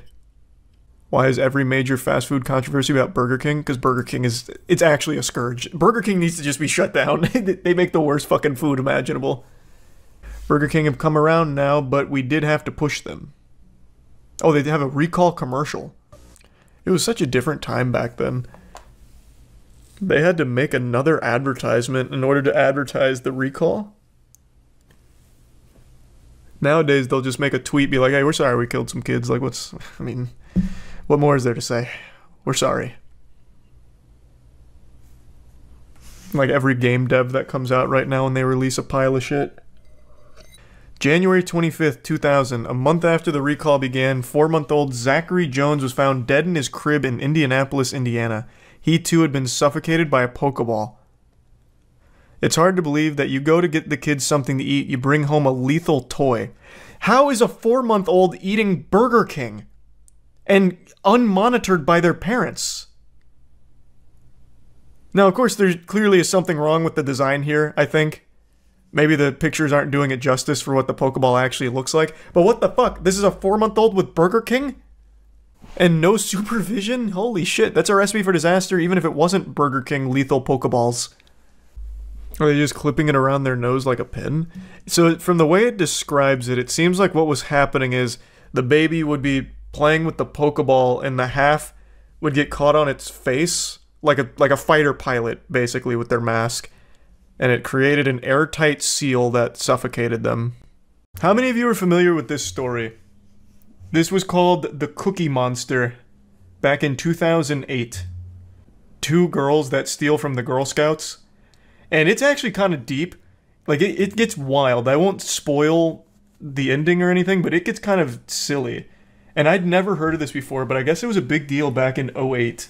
Basically, me and my friend Stephanie, we needed some money. We saw a girl selling Girl Scout cookies. We saw an envelope with money in it, and I grabbed it, and she drove away. That's free money, baby. Why did you do it? Because we needed money. We just wanted money. What did you... I think the Girl Scouts should be traveling with like a safe, like a lockbox maybe, and armed security guards. Because this is not the first time I've heard of them being robbed. It seems like that's kind of common. Like, they set up their Girl Scout cookie stands outside of Walmart or Publix or something, and then someone just comes by and just, fucking mine. What about the people who would say, all right, you know, it's one thing to steal money, it's another thing to do it from a 9-year-old girl selling Girl Scout cookies? I mean, money's money. I mean, I feel bad it was a 9-year-old girl, but there was $150 in that envelope, and I wanted that money, and it was mine. How brutally honest. Like an actual comic book villain. Out here teaching life lessons. $150 easy payday. The only problem was we got caught. And I would have got away with it too if it wasn't for those meddling grocery store security cameras. I just want to say that I'm sorry for offending the Girl Scout organization, but other than that, that's it. I like the word offending there. As if that was the problem, like she insulted them and they took it personally or something. Instead of, I apologize for stealing from the Girl Scout organization, it's, I'm sorry for hurting their feelings. So, pretty smart criminal overall. But she's not the star of the show. This was mainly the sidekick, the Robin to the real Batman, Stephanie Woods. I mean, some people might say... You'll see her in just a minute. I heard one person that doesn't... It's not her money. A 9-year-old girl was selling it, but it's not like she was gonna make that money. So, it doesn't really bother me. The only thing that bothers me is my charges. Those neurons are not firing. What was the other crime that you had been charged with? Domestic battery. Oh, huge. Pretty much, we just there saw she the is. Girl Scouts with their little protagonist. Table, but it's a crime. I know it's a crime, but it was an easy crime. it was easy. True. It was sitting right there. I mean, there's literally taking candy from a baby. Like, you just stealing from a 9-year-old? Like, what are they gonna do? Put up a fight? No, sir. Who's a 9-year-old gonna beat? Not an adult. No shot. Like that. Yeah, that's easy crime. She's not wrong. She's making a great point. What a fucking maniac. There's a lesson learned now, but what's the lesson you say that you could learn out of this? Probably not to get caught, or maybe not to steal. I mean, do you have any remorse about stealing from a 9-year-old girl? Right now, no, because I'm kind of pissed because I have charges and we had to give the money back anyway, so now I'm pretty pissed. Net loss, But I mean, some people might say it's... I don't feel sadness for that little girl. I mean, she's getting a lot of money right now from people who feel bad for her. So. Is she in the same parking lot? I just noticed she like pointed over there. Are they still selling cookies? Like once this camera comes off, Stephanie Woods might just make her way over there, just meander over and steal a couple extra envelopes of cash from the Girl Scouts. Return to the scene of the crime, lightning striking twice in the same place.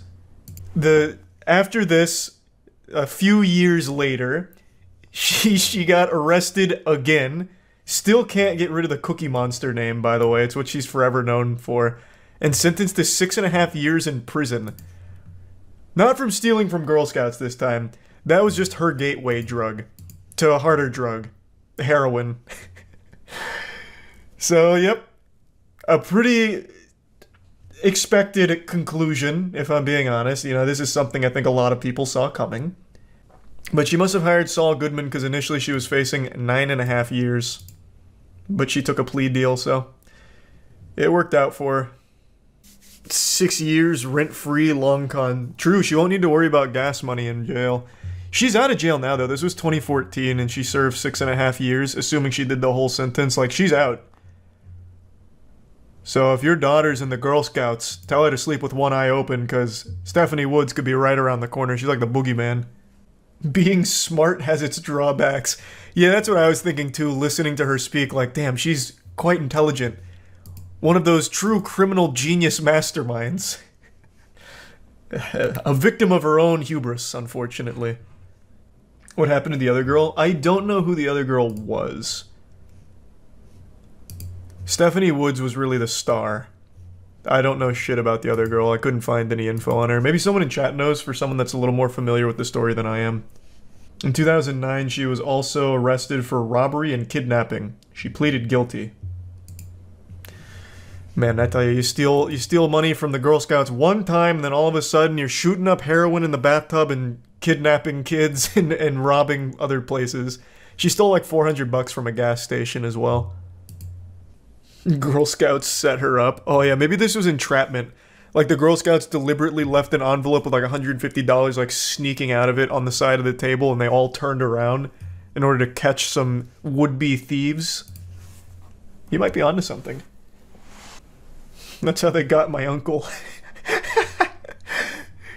Fun fact, they also dined and dashed to Denny's 3 weeks earlier. The vid on it is called Girl Scout Cookie Money Theft. Okay, I've got to see that. All I could say is that I'm really sorry. Stephanie Woods seems contrite, claiming she's been turned into a cookie money monster. The 18-year-old convicted just days ago. They actually brought from a Girl Scout. They brought the Girl Scout in to testify? Yeah, that's the bitch that stole our money.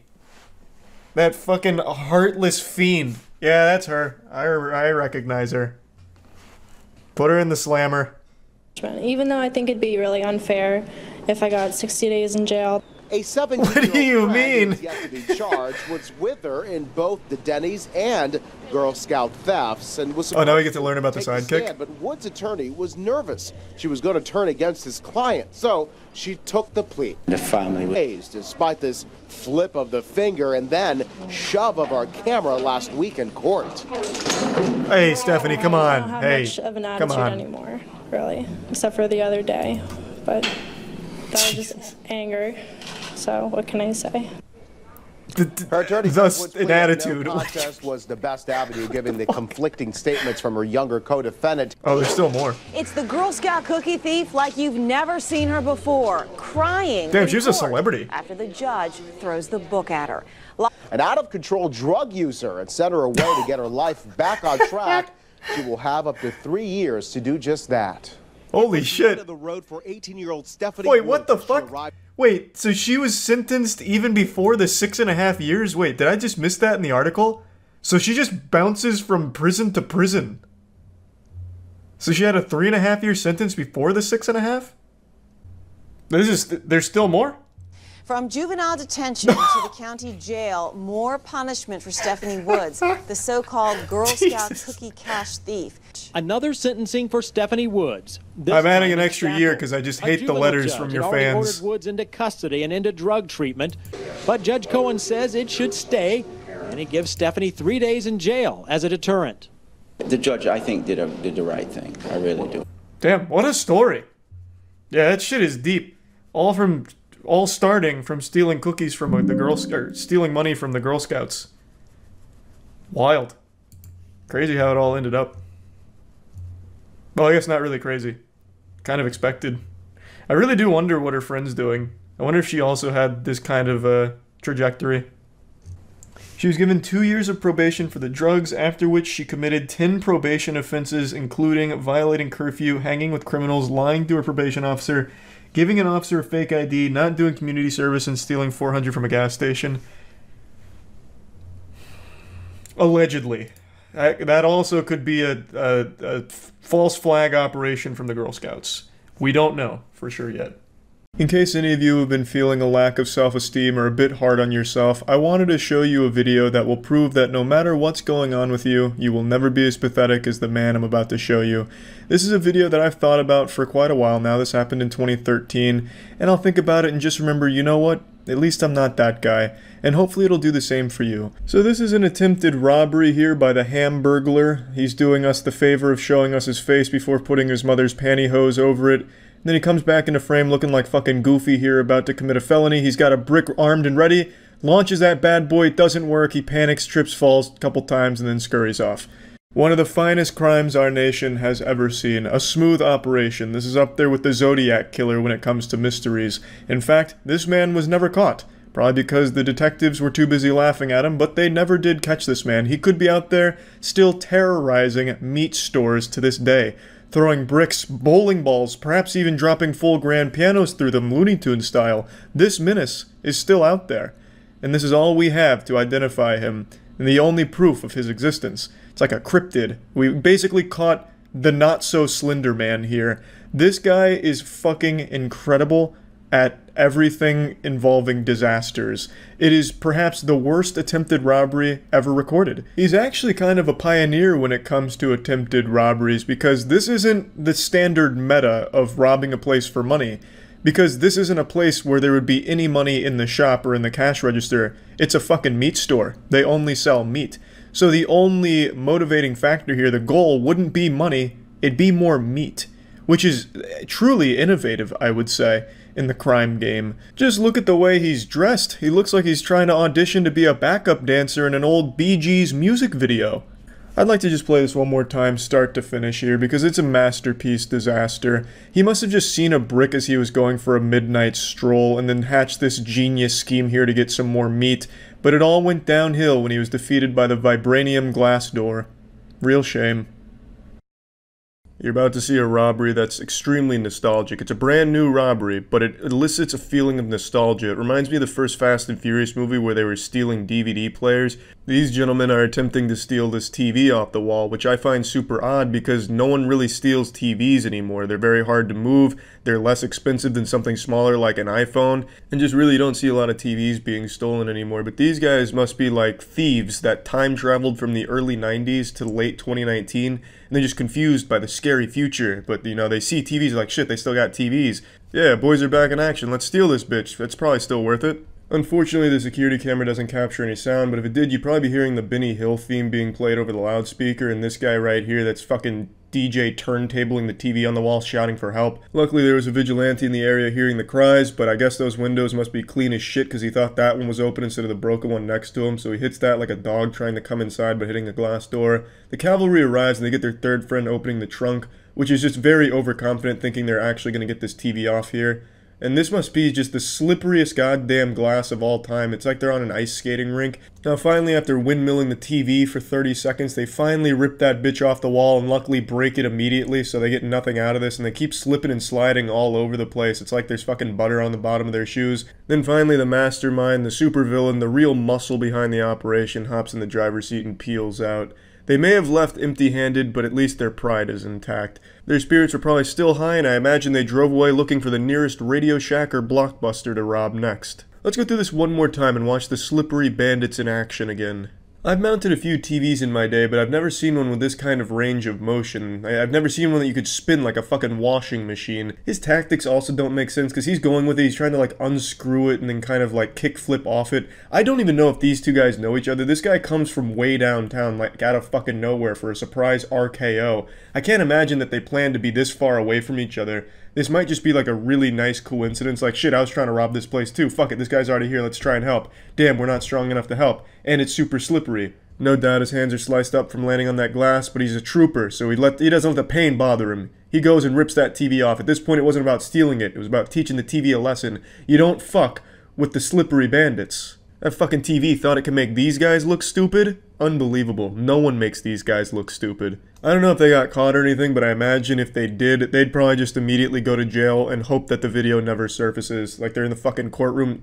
I didn't do it. Well, we have video, you did it. Fuck it, don't show it. I did it. Just please don't show it. It's gotta be real fucking embarrassing. But yeah, that's it. So yeah. The website was created by Craig Newmark in 1995. Holy shit, wait, that's the Craig? That's Mr. List himself? I've never looked up the history of Craigslist. I thought it was just like a random name they pulled out, because Craig is super standard, like very generic NPC kind of shit. Nice. But you'd be surprised to know that in 2018, the website had at least 60 million monthly users in the US alone. So with all these people interacting on the site, it's no doubt that some horrible ones slipped through the cracks. Welcome to the dangerous world of Craigslist criminals. Philip Markoff. What? Philip Markoff. Wait, what is that? Wasn't there a guy who put his nudes in a desk he sold on Craigslist? That's fucking big brain. I mean, maybe. Probably, I guess. I don't know if he did it on purpose, man. He was just selling his desk and probably just forgot about his dick pics, man. Was that like a big story or something? I could absolutely imagine that happening. It shit probably happens at garage sales all the time. Though if we know anything about murderers, it's that they look average. He was a big 6'3" white male that was sometimes known by they his look friends exactly being a like what goofy, you'd think smart they would. guy. Not only was he goofy, but he was incredibly smart when it came to schooling, as he was in the National Honor Society. Though he wasn't as smart when it came to hiding evidence. Let me explain. Hey, fun fact, I was also in the National Honor Society. The erotic services section, set up dates with but girls I don't really who were use Craigslist. advertising themselves in the Boston area, escorts, and robbed them at gunpoint. Though one sadly ended up being killed, which was Weston Copley Place. Once he entered, he pointed a pistol at her, handcuffed her with zip ties, and robbed her. Keep in mind, this dumbass wasn't wearing a mask. Not only that, but he was wearing black gloves to cover his fingerprints, but was persistent on removing his phone number from Trisha's phone, and I guess the gloves are too thick so he couldn't really type, so he removed the gloves to type, and the fingerprints were on the phone. It's like, you dumb mother... He then tied her to the doorknob from the inside, taped her mouth shut while leaving fingerprints on the roll of tape. He also took a knife out of his pocket and cut the hotel phone lines. He stole $800 in cash and her credit cards. He also picked up some of her underwear that was on the floor, put it in his pocket, and left. 4 days later, oh, a little car freshener. 2009, huffing the fumes. Brisman, age 25, became Markoff's second victim. She was an aspiring model from New York City and was described as an extremely happy party girl who liked having fun. Just like Trisha, she also advertised herself in the erotic services section on Craigslist. Police believe that he immediately pulled the gun on her once he entered the room, got at least one plastic tie on her wrist. She fought back and things escalated quickly. He pistol whipped her on the head and then shot her 4 times. Police say he didn't have to kill her. She had no weapons. Getting caught. One of Julissa's friends found the emails that Philip and Julissa had exchanged and contacted authorities, explained that she had his IP address. Detectives traced the IP to an apartment belonging to Philip Markoff, a 23-year-old med student at Boston University. He had a fiance at the time who knew nothing about what he was up to on Craigslist. He was arrested shortly after. During trial, he pleaded not guilty, which was dumb because detectives found the gun he used to murder Julissa in his room with his fingerprints on it. His trial was circumstantial evidence. Was in prison. On August 15, 2010, 1 year and 1 day after his wedding would have taken place, Markoff was found dead in his cell. He had used a knife made from a pen and a piece of metal to cut arteries in his ankles, legs, and neck. He had also swallowed toilet paper and tied in a plastic bag over his head with gauze. Additionally, this dude did 8 different suicides. And their pet. This dude killed himself in the jail, which would have been a happy ending, but sadly he had to kill a girl, right? Let's move on to the next one. God damn. So that's like 8 different ways of killing himself. My God, he used every ounce of that med student knowledge. Jesus. How long ago was that? What year did he say? I imagine this had to be during like the height of Craigslist. Because I remember like, 2009? Is that what it was? Okay. I remember back in, God, it must have been high school. When was the big Craigslist killer that got a lot of press? I think it was high school for me. And when that happened, everyone was like, yeah, it sounds about right for Craigslist. Do people still use it for services and shit? Like, do people still advertise this kind of shit on there? Because like I said, I haven't used it in a while. Yeah, they do? God, that's gotta be the riskiest shit ever. Why? Bro, just fucking like pass out flyers at a gas station or something. You're a lot better off. Because even in high school, all of us were like, yeah, I mean, that's pretty much what you'd expect from Craigslist services. Just a bunch of fucking psychopaths. I don't know why you would trust that. It's terrible. It's scary. I use it for cars. Well, yeah, you can buy shit from Craigslist, man. I don't think you're gonna run into a guy who's gonna, like, fuck your shit up over a beat-up bug or anything. Like, you could probably buy cars if you want. I'm talking about the services category. Anne-Marie Linscott. In November 2007, why does that name 3 sound California so familiar? residents were searching Craigslist for job opportunities. During the email exchange, Linscott, who was a Michigan resident, asked each of the 3 individuals responding to her advertisement to quote-unquote eradicate a woman living in Oroville, California. What the fuck? She put up a hitman ad on Craigslist. She provided additional information on big word for that, eradicate. Of the victim, that's not just like kill or address. Linscott beat. offered a hefty payment That's upon completion big. of the quote-unquote. In April of 2007, things began getting extremely scary. A Molotov cocktail with a fuse was found under the bed of the man's wife, named Carol. Thankfully, it didn't go off. Then the Craigslist ad we were talking about was made. A Molotov cocktail time bomb? Assassins to eradicate a 56-year-old woman from Oroville named Carol. The price? $5,000. An extremely popular public website. Anne-Marie, you should watch these videos right here in case you really want to hire a hitman. I made videos talking about it. That was a joke. True, he does give like tutorials, I guess. And also watch The Dangerous World of 4chan Criminals. So those 3 people that engaged in the ad called the authorities, and then the authorities got the FBI involved. Anne-Marie Linscott was sentenced to 151 months in prison, aka 12.5 years. That means she was released last year in 2021. Wow. So Anne-Marie, if you're watching this, let me tell you right now, Craigslist isn't the way to go. It's not really what the cool kids use anymore. If you want to get on a website that everyone uses to hire hitmen, then go to tuvmerch.creator-spring.com. Oh, what a buy plug. merch on that website, like you get hitmen like Brown. Jason Brown was a 25-year-old man in 2014 There's and the would crime. find thrill out of adopting Mr. dogs that were looking Negative for homes Hunter. and torturing them until death. I won't be getting into details on how Jesus exactly Christ. he recorded everything. The recordings were only seen by the judge, the lawyers, and a detective. But in the video, Brown could be heard saying that this was his house of pain, and he wanted to turn them into a fur coat. Brown is heard saying in one of the recordings that he found dogs through Craigslist and looked for, quote, pets free on the ads. So he would just go on the search term, just claimed that he couldn't remember committing the acts because he was injecting heroin, methamphetamine, and cocaine during more than a 2-month-long binge. The recordings were taken by Brown as well as then he can't be held accountable. Jason Brown was sentenced to 28 years in prison. Hey, and fuck I know yeah. what you guys just said. You said, that's it? Yeah, I know, right? I don't know either. This fucker deserves life in prison. That's so much more than I thought it would be. Usually animal crimes are like days in prison. So that's huge. Like, that's big in that world. Typically, like, we watched the video not long ago. Well, a better example, the YouTube cat killer, the guy that murdered cats on video and used to just post them freely on YouTube. That guy only saw jail for like a day. I don't even know if he saw jail. I'm just assuming because I don't remember now. But like, that shit does not carry hefty sentences usually. So at least that guy got a fat one. I still haven't seen Don't Fuck With Cats. That's not who I'm talking about. I'm talking about the YouTuber. I even made a video on him like a year or whatever ago. I forgot his name. Pollution, I think. Yeah, that's what. Pollution. That kid, like, he wasn't in jail for any length of time at all. Luke Magnotta. Luke Magnotta started as an animal killer, and then didn't he murder a human being?